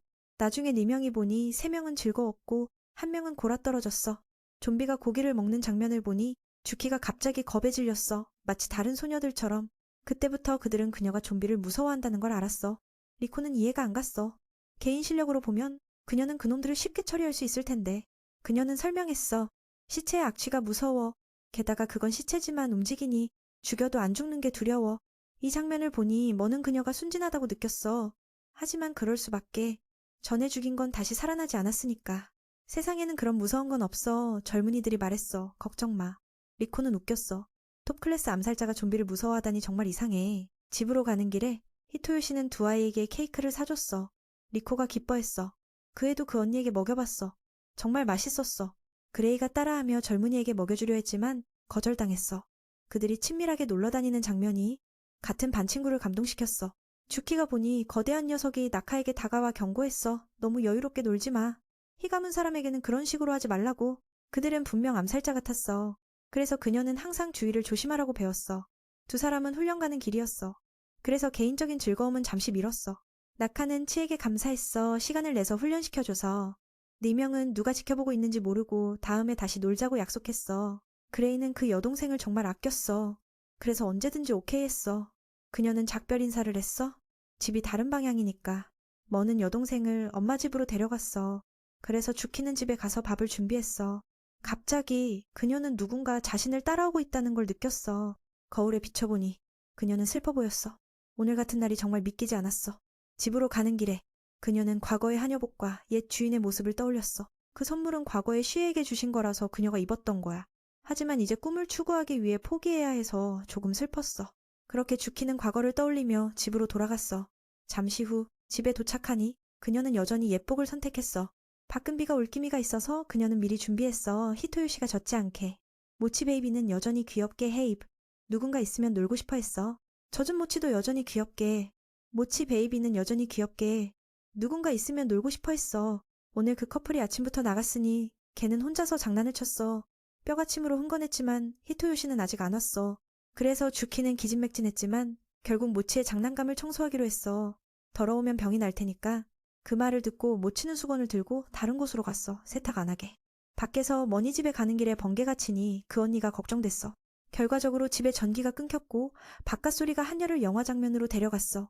모치는 그 소중한 수건을 숨기려 했지만 벽에 걸렸어. 결과적으로 망가졌고 물이 바닥에 쏟아지며 이상한 소리가 나서 주키를 놀라게 했어. 진짜 백랑쉬애지만 그녀는 여전히 사람이라서 좀비가 잡을까봐 문을 열지 않았어. 잠시 후 개가 잡아먹힐까봐 그녀는 칼을 들고 용기를 내서 구하러 갔어. 의외로 개가 수건을 물에 젖은 채 던지니 그녀를 놀라게 했어. 결과적으로 머니 돌아오니 모치의 수건이 여러 조각으로 잘려서 개가 슬펐어. 하녀 언니는 모든 과정을 젊은이에게 이야기했어. 대개 그 녀석은 이런 일이 일어날 줄 알았어. 그래서 놀라지 않았어. 주키도 모치를 달래서 수선해주겠다고 약속했어. 그걸 보니 꿰맨다고 해도 힘들겠지만 해볼게. 그 애는 결심을 보였어. 이게 걔에게 소중하니까. 바가질 말고 히토요 씨는 왜 그녀가 하녀 복을 입는지 물었어. 그 녀석은 그녀가 그 옷을 싫어할 줄 알았지만 아니었어. 모두와 함께 쇼핑하며 옷을 고르는 건 정말 행복했어. 그건 단지 이 선물을 포기할 수 없었어. 그 애는 과거의 주인님을 섬기며 암살자이자 하녀로서 지냈다고 말했어. 이 복은 옛 주인님의 소중한 선물이야. 비록 주인님은 돌아가셨지만 그녀는 여전히 존경해. 그리고 이 하녀복이 두 사람을 이어주는 유일한 거야. 주인님이 돌아가시기 전에 주키가 살인을 그만두고 평범하게 살기를 응원했어. 그때 주키는 그 말의 의미를 완전히 이해하지 못했어. 그래서 주인님을 암살자로 섬겼어. 맨을 만나서야 모든 게 밝아졌어. 더 소중해져서 이 하녀복을. 그래서 더 소중해졌어. 이 하녀복을 입고 항상 그분을 기념해야 하니까. 그게 그녀가 여기 있을 수 있는 이유야. 비록 이 복이 평범하지 않지만 해지면 입지 않겠다고 말했어. 히토요시는 이게 너무 이상한 건지 물었어. 그 녀석은 이 바람이 아주 정상이라고 생각했어. 그 언니는 암살자처럼 좀비를 무서워하다니 정말 웃겼어. 그 애는 그레이의 말에 신경 쓰고 있단 걸 알아챘어. 그래서 전혀 이상하지 않다고 확신했어. 원하는 복을 입는 건 평범한 사람처럼 느껴지는 거야. 세상에 존재하지 않는 걸 무서워해도 누구나 각자의 두려움이 있으니까 그걸 이상하다고 할 수 없어. 그녀의 꿈을 깨우며. 그 애는 그녀에게 감정을 가르쳤어. 평범한 사람이 되려면 그녀만의 방식으로 실현하라고. 너무 딱딱하게 하지 말라고. 그 말을 듣고 주키는 기뻐했어. 게다가 모치도 응원했어. 밥 먹을 시간이 되니 걔는 수건이를 입고 미친 듯이 뛰어다녔어. 매는 그 러그가 걔가 버려진 집에서 함께 있었던 거라고 알았어. 아마 어렸을 때부터 함께였을 거야. 히토요시는 그 수건이 걔가 부모를 기억하게 하는 거라고 생각했어. 그래서 세탁 안 하게. 그 말을 듣고 주키는 그 물건을 꼭 복구하고 싶어졌어. 저녁 식사 전에 그녀는 모치의 감정을 이해했다고 말했어. 자신도 하녀 복을 잃고 싶지 않으니까. 그 종은 그녀의 헤어진 여동생과 연결되는 거야. 그 말을 듣고 매는 그녀에게도 여동생이 있다는 걸 놀랐어. 다음 날 그들은 이 이야기를 그레이에게 해서 그녀의 잃어버린 여동생을 찾아달라고 부탁했어. 그레이가 알 거라 생각했지만 히토요시는 안드란 맨을 초대했어. 의외로 그 애는 아무것도 모른다고 했어. 유일한 단서는 목에 걸린 종과 이름 하야. 그걸로 어떻게 찾지? 그레이는 면을 좋아하니 핑계를 대서 맨이 사주길 원했어. 순식간에 그녀는 특별한 면 그릇을 다 먹었어. 두 사람은 이제 막 준비 중이야. 그 애는 이곳의 순수한 맛이 어디에도 비교할 수 없다고 했어. 주키도 이 국물의 맛을 이해하길 바랐어. 돌아보니 그녀가 좋아하는 소스를 잔뜩 부었어. 아직도 행복한 얼굴을 지었어. 고양이 암살자가 화가 났어. 면을 먹을 때는 국물의 맛을 온전히 즐겨야지. 먹고 나서 그들은 연료를 채우러 갔지만 부선생님은 요즘 학생들이 너무 사서 없다고 했어. 그 말을 듣고 하녀는 충격받았어. 히토요시는 쿠타 축제가 다가와서 사람들이 사는 거라고 알았어. 주인은 사과했어. 지금 주문해도 최소 일주일 걸린다고. 정말 추락이야. 하지만 노력해. 그 말을 듣고 주키의 기분은 정말 추락했어. 그래도 부선생님에게 감사했어. 항상 맛있는 소스를 만들어주셔서. 남은 연료로 그녀는 일주일을 버틸 수 없을 거야. 그래도 주키는 그걸 마지막 순간까지 소중히 여기기로 했어. 히토요시는 다른 일로 화제를 돌렸어. 그녀가 덜 걱정되게. 여동생을 만난다면 먼저 뭐라고 하겠어? 주키는 과거의 기억이 흐릿하다고 했어. 여동생의 얼굴조차 어렴풋이만 기억나. 부모님의 모습은 완전히 사라졌어. 깨달았을 때는 이미 외로운 암살자가 돼 있었어. 그들을 연결하는 건 이종뿐이야. 이건 엄마가 두 자매에게 주신 선물이야. 엄마는 언젠가 이걸로 가족을 찾을 수 있을 거라 믿으셨어. 안타깝게도 10년 동안 어떤 단서도 없었어. 게다가 그녀는 여동생이 자신을 미워할까봐 마주하기 두려워. 지금은 단 한 명의 가족이 행복하게 사는 게 다야. 히토요시는 그녀를 기쁘게 하기 위해 뭔가를 해야겠다고 생각했어. 그들의 이야기가 같은 반 친구들에게 들렸고 그들은 물었어. 주키의 여동생은 그녀처럼 아름다울 거라고 했어. 타이가와 코바치는 히토요시와 평소에 친했어. 서명된 디스크를, 최근에 서명된 특별 디스크를 당첨됐다고 했어. 나스카 가수가 쿠타 축제에 참가할 거래. 더 중요한 건 그 커플이 너무 친해 보였어. 맨 주변에 여학생들이 많아서 두 아이는 약간 질투했어. 그래도 타이가는 히토요시를 축하했어. 가족이 오고 나서 그의 얼굴이 밝아졌으니까. 중학교 때 그 녀석은 항상 긴장돼 있었어. 코바치는 그때 일들을 이야기했어. 아버지와의 반항, 10대 증후군 같은 거. 그 말을 듣고 맨은 한여를 막았어. 아무것도 모르겠다면 히토요시가 여름에 겨울 코트를 입는 걸 예로 들었어. 학교에서 그럴 수 있는 건 그 녀석뿐이야. 그 말을 듣고 주키는 기뻐졌어. 자신 때문에 그 녀석이 변하고 있으니까. 가장 눈에 띄는 건 함께 살기 시작한 후 집이 깨끗해졌어. 중학교 때부터 더러웠는데 이제는 완벽해. 히토요시는 타이가의 입을 막았어. 의외로 중요한 디스크를 떨어뜨렸어. 주키가 반응 빠르게 가방을 던지며 막았지만 보물이 소리를 내며 떨어졌어. 결과적으로 마지막 소스가 다 없어졌어. 그녀가 충격받아서 그날 밤 슬픈 꿈을 꿨어. 다음 날 히토요시는 그녀를 확인하러 갔어. 이제야 일어나서 얼굴이 최악이었어. 자신이 쿠타병에 실어진 꿈을 꿨다고 했어. 그 녀석은 손을 들었어. 의외로 그녀가 꿈속에서 소스 친구를 상상했어. 정말 환상적이야. 젊은이는 다음 주까지 참으라고 했어. 주문했으니까. 물론 이해가 안 되지만 없으면 잠도 못 잘 테니까. 그리고 정말 그랬어. 다음 이틀 밤에 하녀는 악몽을 꾸고 주인 방으로 가서 함께 자고 싶어 했어. 그녀는 그 꿈이 정말 무서웠다고 했어. 히토요시는 처리하기 어려웠어. 내일 시험을 위해 밤새 공부해야 하니까. 그래도 그는 공부하며 그녀와 이야기할 수 있었어. 그녀는 맨의 성격이 주변을 잘 챙기는 거라고 했어. 그 칭찬을 듣고 히토요시도 기뻐했어. 누군가를 싫어한 적이 있냐고 물으니 그는 아직 그런 사람은 없었다고 했어. 만약 있다면 가족을 헤어지게 한 아버지일 거야. 완전히 끊어진 건 아니지만 그 관계는 멀고 서로 이해하기 어려워. 그 말을 듣고 주키는 과거에 여동생이 자신을 미워한다고 한 말을 떠올렸어. 그래서 그녀는 방으로 가겠다고 했어. 공부 방해한다고. 그 녀석은 그녀가 잠을 못 잘까봐 걱정됐어. 잠시 후 하녀는 다시 소스병이 자신과 여동생을 버렸다고 꿈을 꿨어. 그건 주키가 사람을 죽이는 걸 알았기 때문에 싫어진다고 했어. 쿠타 소스는 그녀가 맨의 가족을 방해한다고 지적했어. 사실 맨은 리코가 있으니까 누구의 관심도 필요 없어. 회상하면 어렸을 때 주키는 7세에 15개 언어를 할 수 있는 신동이었어. 그건 부모님이 통역사였기 때문에. 비록 유명했지만 그녀가 신경 쓴 건 부모님의 미소뿐이었어. 행복이 영원할 줄 알았지만 8세 때 큰 사건이 그녀의 삶을 바꿨어. 생일 파티 중에 갑자기 손님이 왔어. 결과적으로 문을 열자 부모님이 나쁜 놈들에게 죽임을 당했어. 목적은 신동을 납치하는 거라서 주키는 부모님의 죽음이 자신 때문이라고 생각했어. 심지어 여동생까지 연루됐어. 눈물로 끝난 후 그녀의 피 속에 암살자의 피가 깨웠어. 그때부터 주키는 가장 어린 사냥꾼이 됐어. 여동생은 그 사실을 받아들이지 못하고 그녀를 떠났어. 살인을 생존으로 이어가며 하녀는 프로 암살자가 됐어. 동시에 스승을 만나서 그녀를 이끌었어. 히토요시는 그녀를 너무 걱정해서 달려가 봤어. 의외로 그녀가 비명을 지르고 있었어. 무슨 일인지 물으니 그녀는 바로 그의 품에 안겼어. 과거를 떠올린 후 그녀의 기분은 말할 수 없었어. 그렇게 맨은 침대에 눌려 안겼어. 자신을 방해하고 있지만 함께 있기를 바랐어. 그는 그녀의 손이 떨리는 걸 본 적 없어서 이해했어. 악몽을 꾼 건지 물으니 그건 꿈이 아니라 현실이었고 과거를 회상했다고 했어. 이해하고 그는 등을 쓰다듬으며 말했어. 아기가 울음을 멈추려면 그 감정은 엄마의 심장 소리처럼 아기를 안심시킬 거야. 이건 맨이 엄마에게서 배운 거야. 주키도 그의 심장 소리를 느꼈어. 그래서 더 편안해져서 잠들었어. 다음 날 아침 학교에 가니 타이가는 그녀가 쿠타 축제를 모른다고 놀랐어. 그 애는 그냥 축제라고 생각했어. 그건 맞지만 그녀가 생각한 것보다 훨씬 커. 이번 행사에서 해마다 가장 큰 전통 축제가 열릴 거야. 스포츠, 음악, 문화 같은 분야가 포함돼. 클래스들이 참가해서 경쟁할 거야. 승리한 클래스의 상금 중 하나는 특별 쿠타 소스 VIP야. 특별 공식으로 만든 거. 그 말을 듣고 주키의 침이 흘러넘쳤어. 소스 부족이 심각하니까. 코바치는 1학년으로 이기기 힘들다고 했어. 상급생들이 경험이 있으니까. 보통은 학생회장이 이길 텐데. 가장 어려운 건 클래스 점수를 유지하는 거야. 그 말을 듣고 그녀는 최근 시험에서 42점이라고 자랑했어. 공부도 안 했는데. 하지만 밝은 얼굴로 미는 그 말을 하며 시험 점수가 쿠타 평가에 영향을 준다고 했어. 클래스의 총 점수는 학생들의 평균 점수를 더해. 그래서 점수가 높을수록 1등을 이기기 쉬워. 이걸 이해하고 주키는 자신 때문에 기회가 줄어든다고 느꼈어. 어떻게 해야 할지 모르겠어. 타이가는 점수가 낮으면 실습을 열심히 하라고 했어. 그 말을 듣고 그녀는 기운을 내서 가장 재미있게 됐어.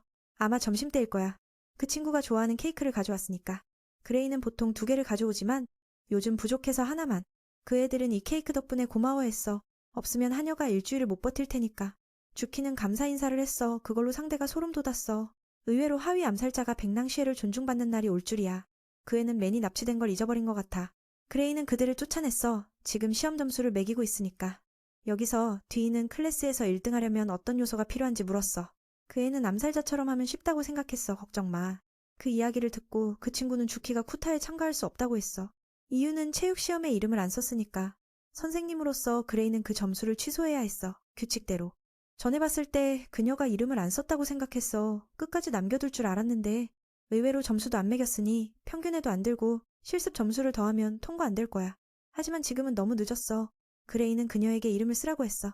주키는 방금 감사 인사를 취소했어. 선생님이 착할 줄 알았는데 정말 소심하네.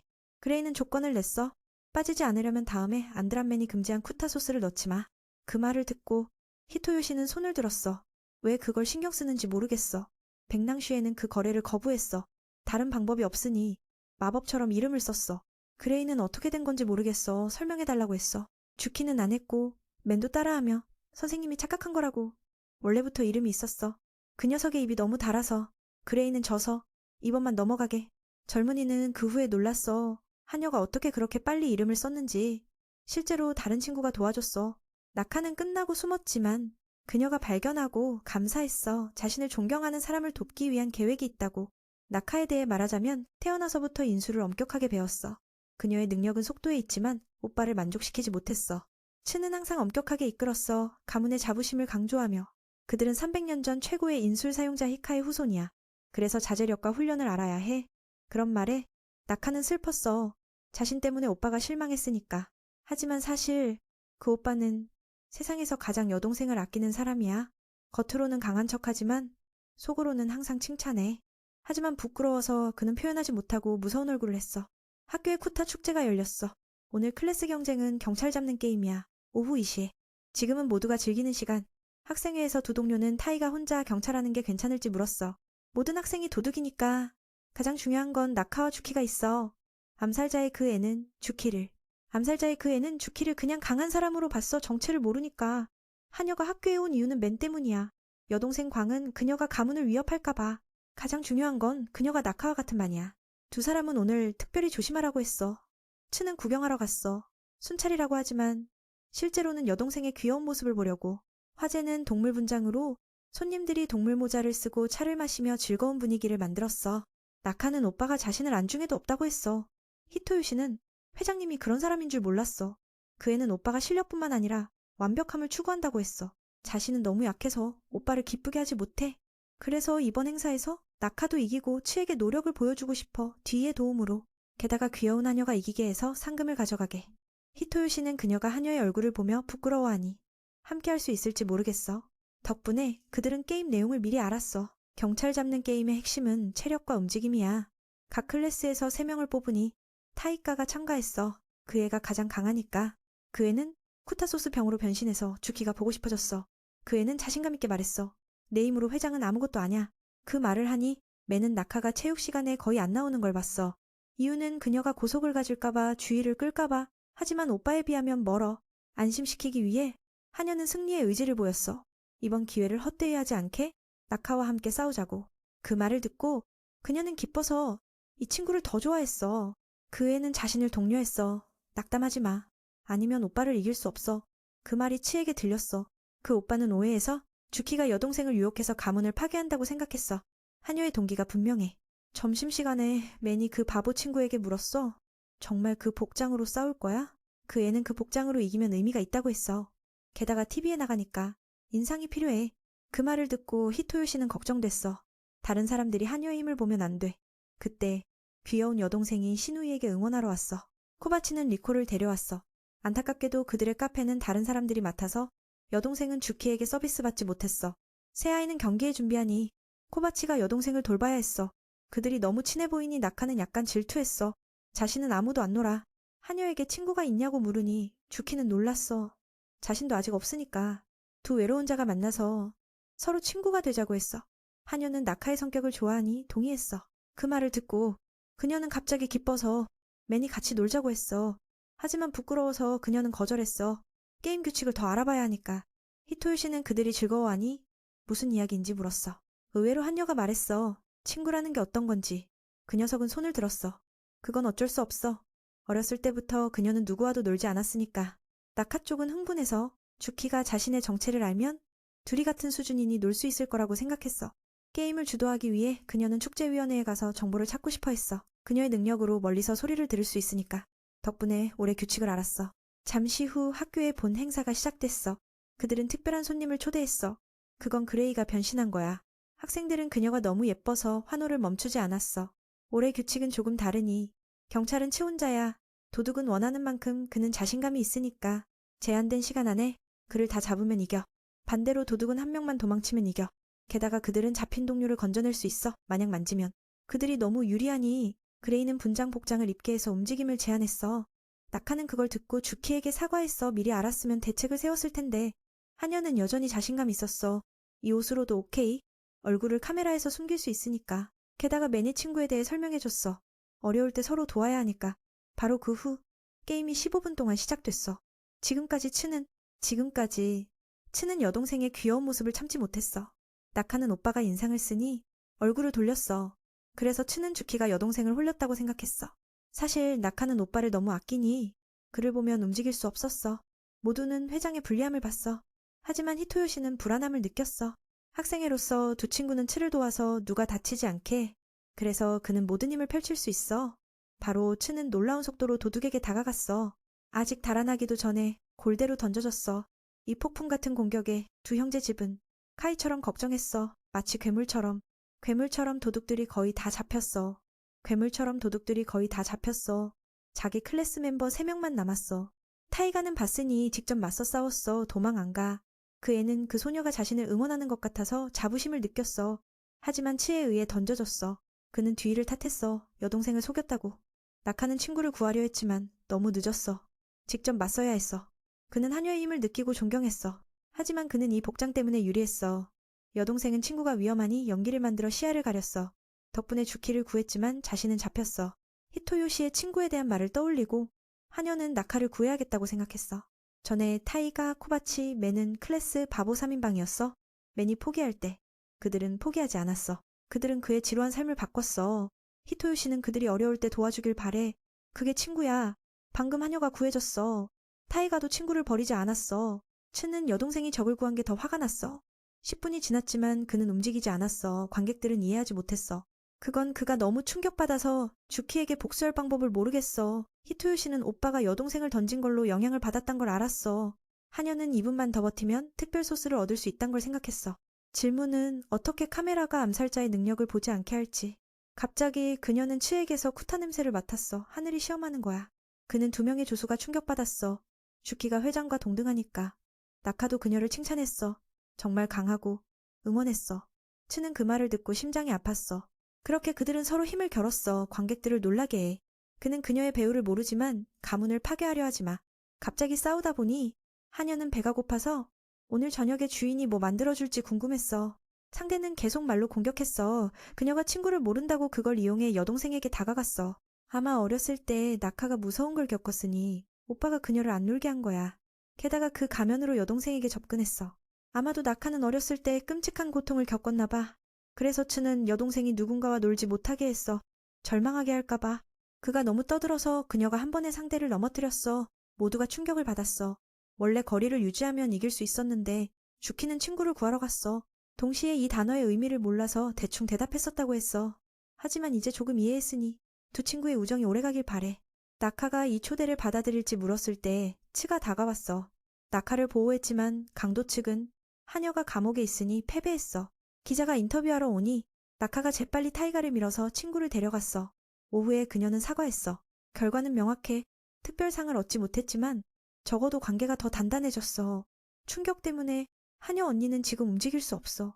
기자가 인터뷰하러 오자 나카가 재빨리 가시를 대신 밀어넣어서 친구를 데리고 갔어. 오후에 나카는 자기 때문에 패배해서 사과했어. 주키는 탓하지 않고 그때 머릿속엔 나카를 구하는 것만 생각했어. 그녀가 친구를 소중히 여기니까. 이제부터 슬프거나 기쁠 때 서로 공유해서 해결하자고 했어. 그 말을 듣고 나카도 행복해 보였어. 바로 츠가 와서 동생을 불렀어. 주키의 재능을 인정했지만 그는 여전히 그녀를 적으로 봤어. 그녀가 뭘 잘못했나? 전체적으로 오늘 축제는 재미있었어. 모두가 만족했어.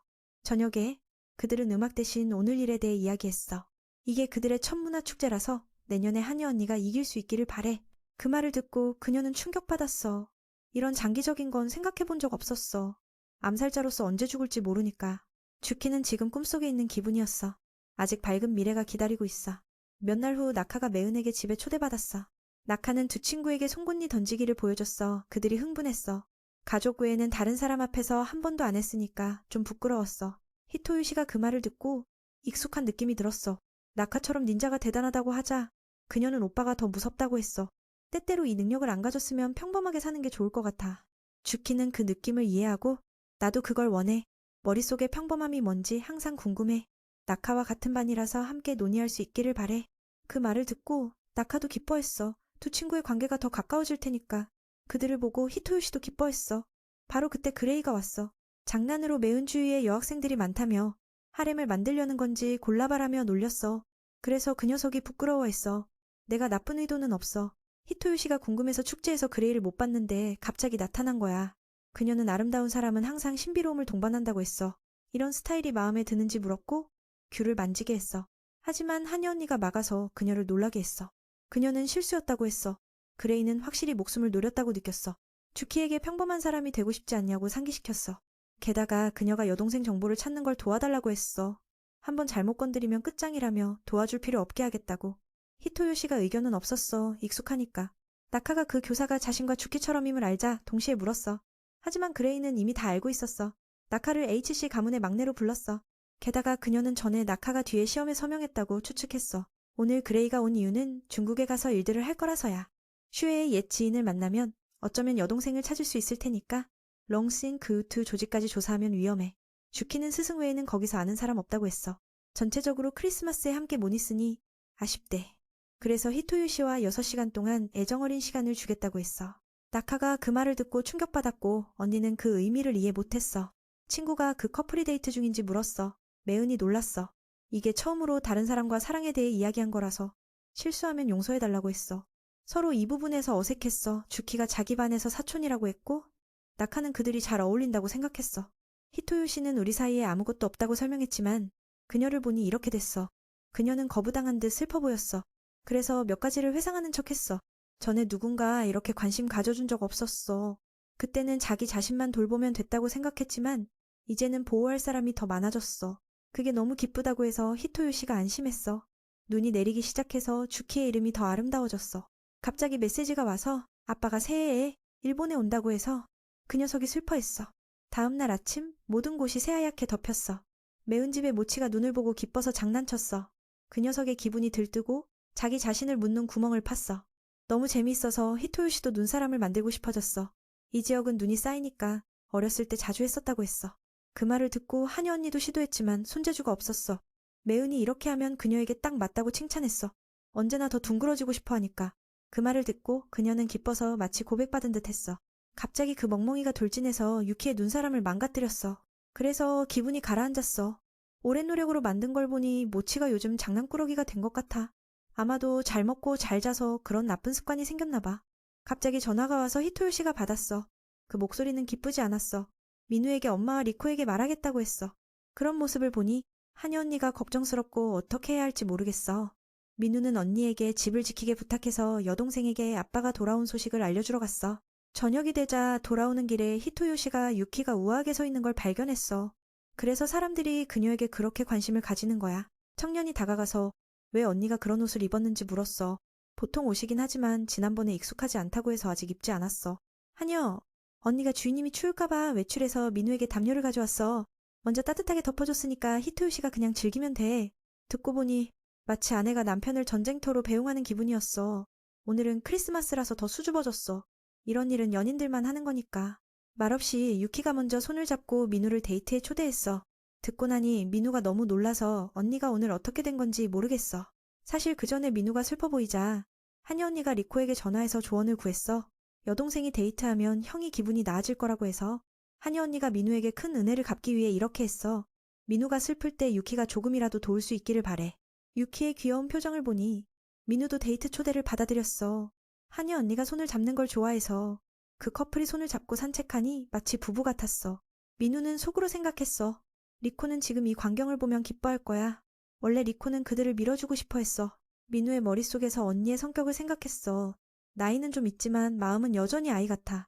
만약 둘이 진짜 감정이 생기면 어떻게 될지 궁금해. 같은 집에서 살고 있으니까.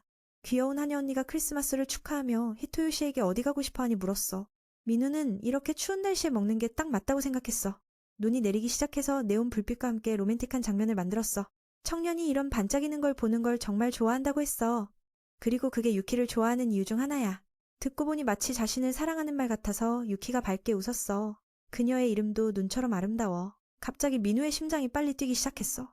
유키의 귀여운 얼굴을 보니 서로의 감정이 다시 커지기 시작했어. 이제부터 서로의 감정이 다시 커지기 시작했어. 몇 시간 전 한이 언니가 리코에게 전화해서 옷 조합을 물었을 때 리코는 패션에 밝았어. 게다가 언니의 몸매가 예뻐서 몸에 꼭 맞는 드레스와 넓은 목의 스웨터를 입으라고 조언했어. 가슴 라인을 강조해서 몸의 곡선이 드러나는 건 그녀의 강점이었어. 크리스마스에 사랑은 달콤해야 하니까 이런 옷이 딱 맞아. 언니가 한 번에 많은 정보를 듣고 멍해졌어. 다행히 리코가 열심히 조언해줬어. 형이 돌아오기 전에 민우가 유키의 새 스타일을 보고 기뻐할 수 있게 히토유 씨를 기쁘게 하려는 마음에 그녀는 모든 걸 따랐어. 그리고 그를 깜짝 놀라게 해서 너는 눈보다 아름다워라고 말하게 하려는 기대가 컸어. 다음날 리코가 와서 그 이야기를 하니 형이 부끄러워서 얼굴을 숨겼어. 여동생이 언니를 너무 귀엽다고 칭찬했어. 민우가 언니를 좋아할 수 있을지 물었지만 상상도 못했어. 이건 리코도 확실히 모르지만 그들 사이의 호감도는 정말 높아. 시간이 모든 걸 알려줄 거야. 그래서 여동생은 시간이 모든 걸 알려줄 거라고 생각했어. 어느 날 형이 언니에 대한 감정을 깨달을 거야. 그들은 더 사랑하게 될 거야. 요약하면 여동생은 그들의 사랑을 강력히 지지해. 게다가 이 집에서 이성과 함께 사는 건 이미 로맨틱한 일이야. 히토요 씨는 이 말에 호기심이 생겨서 리코에게 끌려갔어. 여동생이 점성술 앱을 다운로드해서 상대가 나를 좋아하는지 봐주겠다고 했어. 이건 철저히 연구된 거라서 정확도가 높아. 리코는 친구가 이걸로 고백에 성공했다고 했어. 청년은 그건 우연일 뿐이라고 생각했지만 호기심에 따라 했어. 첫 번째 질문은 상대와 신체 접촉을 했는지에 대해 그건 했어. 유키 언니의 다리를 베고자는 걸로. 두 번째 질문은 칭찬을 많이 받았는지. 그리고 어려울 때 유키가 항상 그건 괜찮아. 우리는 자주 이야기하고 어려울 때 유키가 항상 옆에 도와줘. 게다가 우리는 자주 눈을 마주치고 자연스럽게 웃어. 마지막 질문은 언니가 나를 좋아한다고 말한 적이 있는지. 그건 있었어. 점성술 결과가 96%로 그들이 사랑 중이라고 나왔어. 그걸 보니 민우가 너무 놀랐어. 리코는 곧 결혼식이 열릴 거라서 기뻐했어. 민우는 그렇게 쉽지 않다고 생각했어. 아직 4%의 위험이 남아있으니까. 게다가 숫자 4는 불길하게 느껴져. 바로 두 한여 언니가 장을 보고 들어오니 그 자리에서 점성술 게임에 초대됐어. 어제 데이트 후 민우는 그녀를 마주하기가 좀 부끄러웠어. 리코도 똑같은 질문을 해서 시험해봤어. 모든 요소가 그들이 커플이 될 거라고 가리켰어. 언니의 점수는 100%야. 민우를 더 부끄럽게 했어. 리코는 더 이상 말할 게 없어. 정말 만족했어. 저녁에 그 세 사람이 버섯라면을 만들어 먹었어. 여동생이 언니에게 다리를 쭉 펴서 난방 테이블이 제대로 작동하게 가르쳤어. 겨울에 이런 테이블이 있으니 정말 편해. 여동생이 이걸 정말 좋아하지만 집에는 없어. 오랜만에 이런 식으로 라면을 먹어서 유키에게 고마웠어. 이건 다 유키 덕분이야. 그리고 예전에는 이런 일이 없었어. 형이 너무 장난꾸러기였으니까. 그때 형이 아빠를 놀리려고 테이블 아래에 어지럽게 놓아두곤 했어. 그렇게 디스당하니 민우가 여동생을 막았지만 소용없었어. 리코는 형이 언니 앞에서 멋지게 보이려고 그러는 걸 알아챘어. 화가 나서 민우가 여동생을 발로 차려 했지만 유키 언니가 옆에 앉아 있어서 발이 막혔어. 차다보니 리코가 반응이 없어서 이상했어. 돌아보니 유키 언니의 얼굴을 보니 민우가 부끄러웠어. 갑자기 여동생이 그들의 모습을 이상하게 봤어. 이건 사랑의 비밀이라고 생각했어. 민우가 실수로 사과했어. 여동생이 계속 장난치니 그들이 더 부끄러워졌어. 꿈속에서 민우는 사랑이 뭐기에 이렇게 복잡한지 자문했어. 과거에 그는 친한 여자에게 고백했지만 거절당했어. 그 여자는 민우가 진짜로 좋아하는 게 아니고 그냥 같이 놀고 싶을 뿐이라고 생각했어. 순간 히토유 씨는 그 말이 맞다고 생각했어. 하지만 그 후로 그 친구와 놀지 않았어. 고백이 그녀를 상처 입혔을 거라고 생각했어. 민우는 만약 그게 사랑이 아니면 지금 이 감정이 뭐냐고 자문했어. 유키 언니가 옆에서 아름답게 자는 걸 보니 표현할 수 없었어. 언니를 잠시 바라보다가 민우가 밖으로 나갔지만 유키가 발견했어. 민우도 피하려고 했지만 그 귀여운 언니를 마주하기가 두려웠어. 밖으로 나가서 히토유 씨는 얼굴이 빨개져서 지난번에 악몽을 보면 같이 잘 수 있다고 약속한 걸 자책했어. 이게 계속되면 민우가 밤새 잠 못 잘 테니까. 그래서 대처 방법을 찾고 있어. 겨울방학이 오면 그들은 더 함께 있을 테니까. 유키가 나와서 괜찮은지 물었지만 민우는 핑계로 오늘 연말 청소날이라서 일찍 일어나는 척했어. 하녀 언니가 그 말을 믿고 흥분했어. 욕실 안에서 히토유 씨는 자신에게 더 이상 그녀를 사랑하지 말라고 다짐했어. 그렇게 하면 둘 다 힘들 테니까. 만약 고백했다가 거절당하면 끝장이야. 밖에서 슈퍼하녀는 청소를 위해 열심히 다짐하고 있었어. 모치가 이 광경을 보니 포기했어. 유키가 민우 앞에서 보여주려는 거야. 지난번에 실패했으니까 이번에는 성공해야 해. 민우가 내려와 보니 상황이 그랬어. 진짜 포기했어. 히토유 씨는 그녀를 탓하지 않았어. 그 뚱뚱한 개가 한 짓인 걸 알았으니까. 유키 언니에게 옷을 갈아입으라고 하려는데 그녀가 물에 젖은 옷을 벗으니 몸의 곡선이 선명하게 드러났어. 히토요 씨도 그 매력에 빠져서 도망쳤어. 유키 언니는 어른이지만 마음은 여전히 아이 같아. 항상 순수하고 민우를 가족처럼 사랑해. 이게 민우를 편안하게 해. 하지만 그녀를 사랑하고 싶다는 욕구가 생기니 관계가 무너질 수도 있어. 민우는 전에 두 여자에게 거절당했으니까 그런 느낌을 다시는 원하지 않아. 유키가 밖에서 주인님이 괜찮은지 물었어. 아침부터 이상했으니까. 청년이 나와서 설명했지만 한효의 모습이 그랬어. 계산해보니 그녀가 평소처럼 다리를 베게 할 생각이었어. 이런 상황에서 그녀의 다리에 기대는 건 좀, 그러니까 민우가 거절하고 부끄럽다고 했어. 고등학생이 이런 짓을 하면 문제가 많아. 유키는 이해가 안 됐지만 마치 자신을 싫어하는 것 같아서 슬펐어. 히토요 씨가 나를 싫어진 건가 싶어서 눈물이 쏟아졌어. 이건 그녀가 처음으로 그런 거야. 그녀의 눈에서 물이 흐르는 걸 보니 재밌기도 했어. 히토요 씨는 그녀를 비난한 적 없다고 설명했어. 그리고 하녀 언니를 목욕하러 가서 추위를 피하라고 했어. 청년은 자신의 행동이 너무 나빴다고 자책했어. 그녀를 걱정시켰고 이제 울게 만들었어. 그 이후 유키가 실수할 때마다 눈물이 흘러내렸어. 민우가 나를 쫓아낼까봐 두려웠어. 그날 내내 한유 언니가 눈물을 흘렸어. 그녀를 안심시키려고 했지만 노란 잎이 떨어지는 걸 보니 눈물이 다시 흘렀어. 가장 극적이던 건 그날 밤 그녀가 잠을 못 자서 같이 자러 왔어. 결과적으로 히토요 씨도 경을 외우며 잠을 못 잤어. 연말 마지막 날 그는 소파에 쓰러졌어. 유키가 청소를 끝내고 나오니 사람이 없었어. 민우가 쪽지를 남기고 갔어. 걱정 마. 나는 먼 곳으로 놀러 갈게. 그녀도 모치와 산책하러 갔어. 마침 먹을 걸 사러. 불운하게 오늘은 연말이라서 가게가 다 일찍 문을 닫았어. 유키는 슈퍼마켓으로 가서 뭔가 사야 했어. 하지만 이게 너무 넓어서 어떻게 해야 할지 몰랐어. 고기 코너가 꽤 맛있어 보이니 그녀가 와서 최고급 소고기 구이를 사려고 물었어. 소고기를 사니 그녀가 기뻐했어. 집안에서 민우가 음식을 준비 중이던데 둘이 똑같은 걸 산 걸 알았어. 결과적으로 하녀 언니가 다시 울었어. 민우가 달래서 이건 다르다고 했어. 내 건 이미 썰어졌으니까. 히토요 씨는 언니에게 먹을 수 있을 만큼만 먹으라고 조언했어. 사랑하는 사람이 이렇게 울면 청년이 정말 슬펐어. 자신이 더 잘할 수 있었는데 게다가 내일 아빠가 돌아올 테니까. 피곤해서 그는 소파에 쓰러져 잤고 하녀 언니가 담요를 덮어줬어. 다음날 귀여운 여동생이 두 형제를 방문했어. 새해 첫날 보통 가족이 사원을 가서 복을 받지만 그가 자고 있어서 그만뒀어. 유키가 불렀지만 히토요 씨는 깨지 않았어.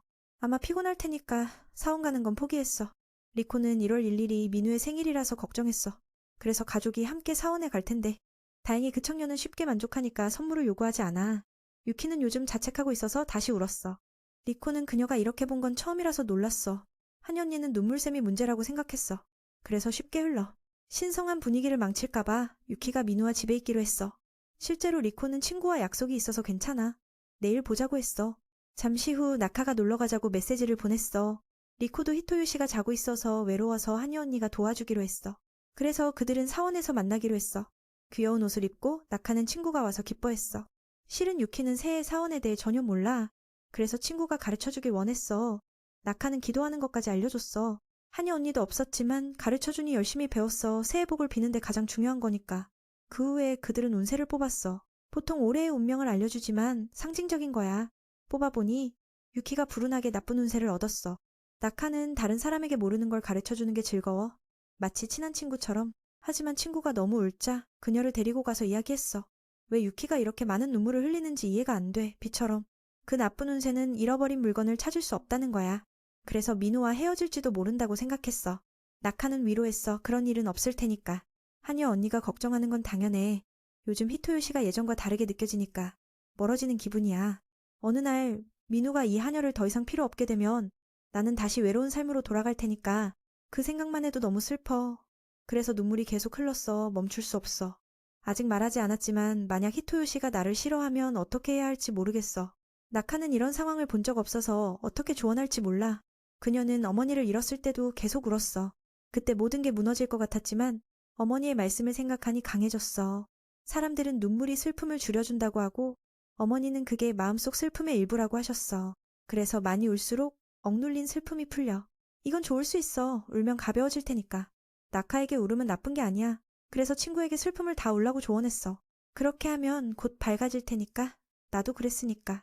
그리고 진정된 후 그들은 신에게 기도해서 운세의 부담을 줄이러 갔어.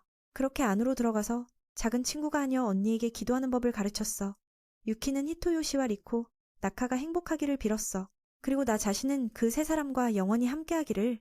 집에서 민우는 아빠가 돌아오는 걸 잊고 자고 있었어. 전화를 해도 안 받으니까 아빠가 직접 왔어. 두 소녀가 있는 곳에서 오늘은 민우의 생일이라고 이야기했어. 나카가 선물을 뭘 줄지 물었지만 유키도 모르겠어. 가능하다면 로맨틱한 분위기가 좋을 거야. 한여 언니에게 단둘이서 밤 풍경을 보며 선물을 주라고 조언했어. 지금은 뭘 줄지 생각 안 나서 나카의 조언이 필요해. 히토요 씨가 좋아하는 걸 물으니 그녀가 그 청년이 갈비를 좋아한다고 했어. 나도 마찬가지야. 하지만 선물로는 안 돼. 민우의 방에 작은 피규어가 많으니까 아마도 그걸 좋아할 거야. 바로 그 자리에서 그들은 장난감 가게로 가서 고르기 시작했어. 유키의 말에 친구가 히토요시가 피규어 수집가라고 추측했어. 대부분 영웅들이야. 한이 언니가 주인님의 것과 비슷한 장난감을 봤어. 낙하가 한 번 시도하면 300엔이 들고 확률이 낮으니까 신중히 하라고 했어. 히토요시를 기쁘게 하려는 마음에 한이 언니가 대담하게 해봤어. 결과는 예상대로 엉뚱한 걸 뽑았어. 슬퍼서 그녀가 다시 눈물을 흘렸어. 물과 콧물이 쏟아졌어. 낙하가 유키를 달래서 히토요시에게 선물을 줄 수 없을까봐. 히토요시 이 말은 우연히 그의 아빠가 들었어. 그래서 도와주러 왔어. 자신이 원하는 걸 얻는 마법을 안다고 했어. 첫 번째 조언은 울면 소용없어. 그건 아무것도 바꾸지 않아. 악의 화신이 약자를 이용하니까 유키는 강해져서 더 많은 돈을 써봐. 그러면 원하는 걸 살 수 있을 거야. 낙하는 이 아저씨 말에 포기했어. 그런데도 조언을 하다니 정말 대단해. 어리석은 한이 언니는 그걸 진짜로 믿고 모든 노력을 다했어. 목표를 죽이고 추가로 한 번 더 하듯. 오늘 시험해보니 그녀가 주문을 외우고 기계를 위협했어. 안 나오면 가게를 부술 거라고. 듣고 나니 두 사람은 말문이 막혔어. 결과를 기다리니 놀랍게도 운이 왔어. 히토요시 집에 있는 것과 똑같은 장난감을 뽑았어. 유키가 그 착한 아저씨에게 감사했어. 그는 웃으며 나도 아들에게 그렇게 했고 이제 더 사러 가야 하니까 먼저 가겠다고 했어. 집으로 장면이 바뀌니 청년의 집이 여동생에게 맞아서 잠들었어. 그는 새해를 물었지만 욕을 먹었어. 아빠가 곧 올 텐데. 한이 언니가 없어서 그는 실제로 아빠가 돌아온 걸 말하지 않았어. 리코는 왜 형이 그런지 이해가 안 돼. 매일 같이 있으면서도 말하지 않았어. 히토요시는 여동생에게 설명했어. 같이 사는 게 모든 비밀을 공유하는 건 아니야. 가족 일처럼 부모가 헤어질 때도 아무 말 안 했어. 그의 민우는 어리고 아빠의 무감정한 눈빛이 무서웠어. 그래서 엄마가 왜 갔는지 묻지 않았고 결국 아빠가 해외로 가서 혼자 남았어. 그를 돌봐준 건 가정부였어. 독립적으로 살 수 있게. 민우가 독립적으로 살 수 있게 되자 유키 언니가 어떻게 반응할지 두려웠어. 바로 그때 낙하가 생일을 축하하는 메시지를 보내왔어. 그리고 친구와 사원에서 돌아왔어. 하지만 한이 언니가 슬퍼 보이니 위로하고 청년에게 나중에 해결하라고 알려줬어. 집에 도착하니 유키가 기분 좋게 왔어. 새해 사원 가는 건 재미있었어. 다만 눈물이 많아서 눈이 부었어. 리코는 그걸 보고 걱정했어. 무슨 일이 있었나? 한이 언니는 괜찮은 척했지만 민우가 막아서 아빠가 곧 올 테고 아직 그 일에 대해 말하지 않았어. 그래서 일단 평소처럼 행동하라고 했어. 히토요시는 자신에게 왜 걱정했는지 자책했어. 유키는 최선을 다해 평범해지려고 하니까 절대 최고의 암살자임을 드러내지 않을 거야. 민우는 아빠가 뭐라고 해도 그녀를 보호할 테야. 그 말을 듣고 여동생이 기쁨에 차서 형을 칭찬했어. 이제 결혼할 때가 됐어. 그렇게 다투다 보니 아빠가 이미 왔어. 자식들이 이렇게 친밀하니 그가 더 기뻐할 수 없어. 리코가 바로 안아갔어. 아빠를 사랑하니까. 민우는 더 조용히.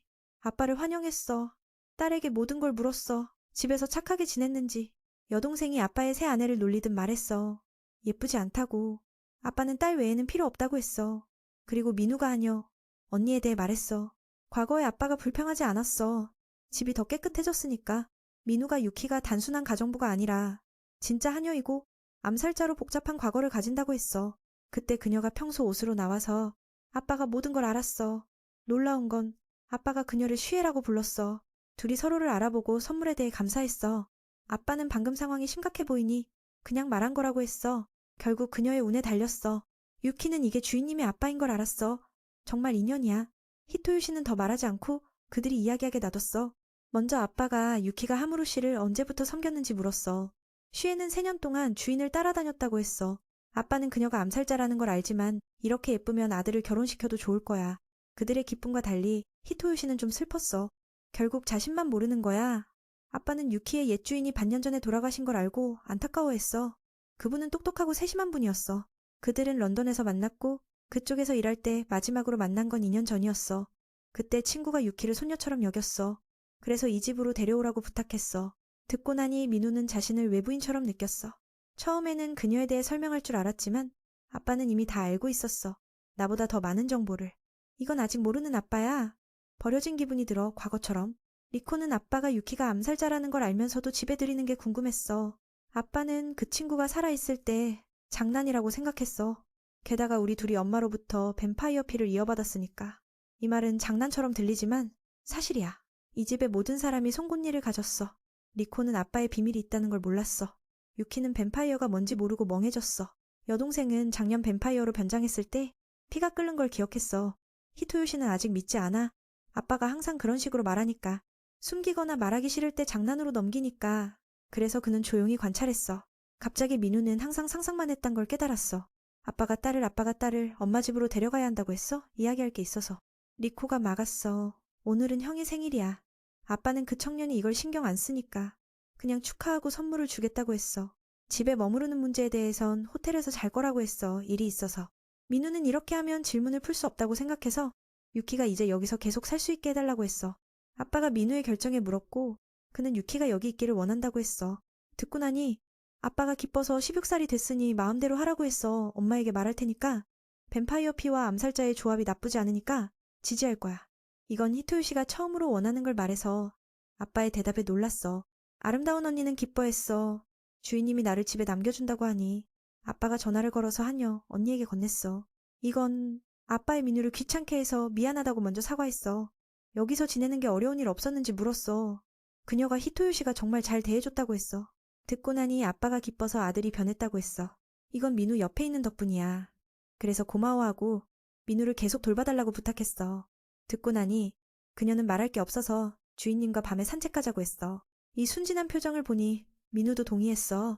한여 언니가 기쁘게 그를 안고 지붕으로 뛰어올랐어.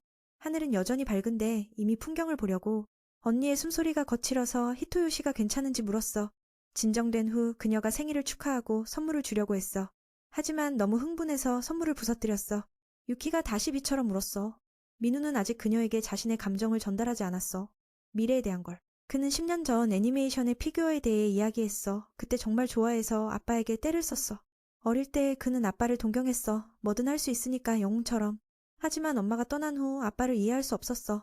모든 게 복잡해졌고 지금까지 마음속 걸 말하면 거절당할까봐 두려웠어. 하지만 더 이상 상처받고 싶지 않아. 10년 동안 피해왔으니까 하녀 언니에게도 그런 일이 일어나지 않게 하려 해. 이제 마음속 걸 다 말할 거야. 만약 유키가 가족을 찾으러 왔다면 나는 그녀의 가족이 될게. 듣고 보니 마치 고백처럼 그녀와 함께 할래?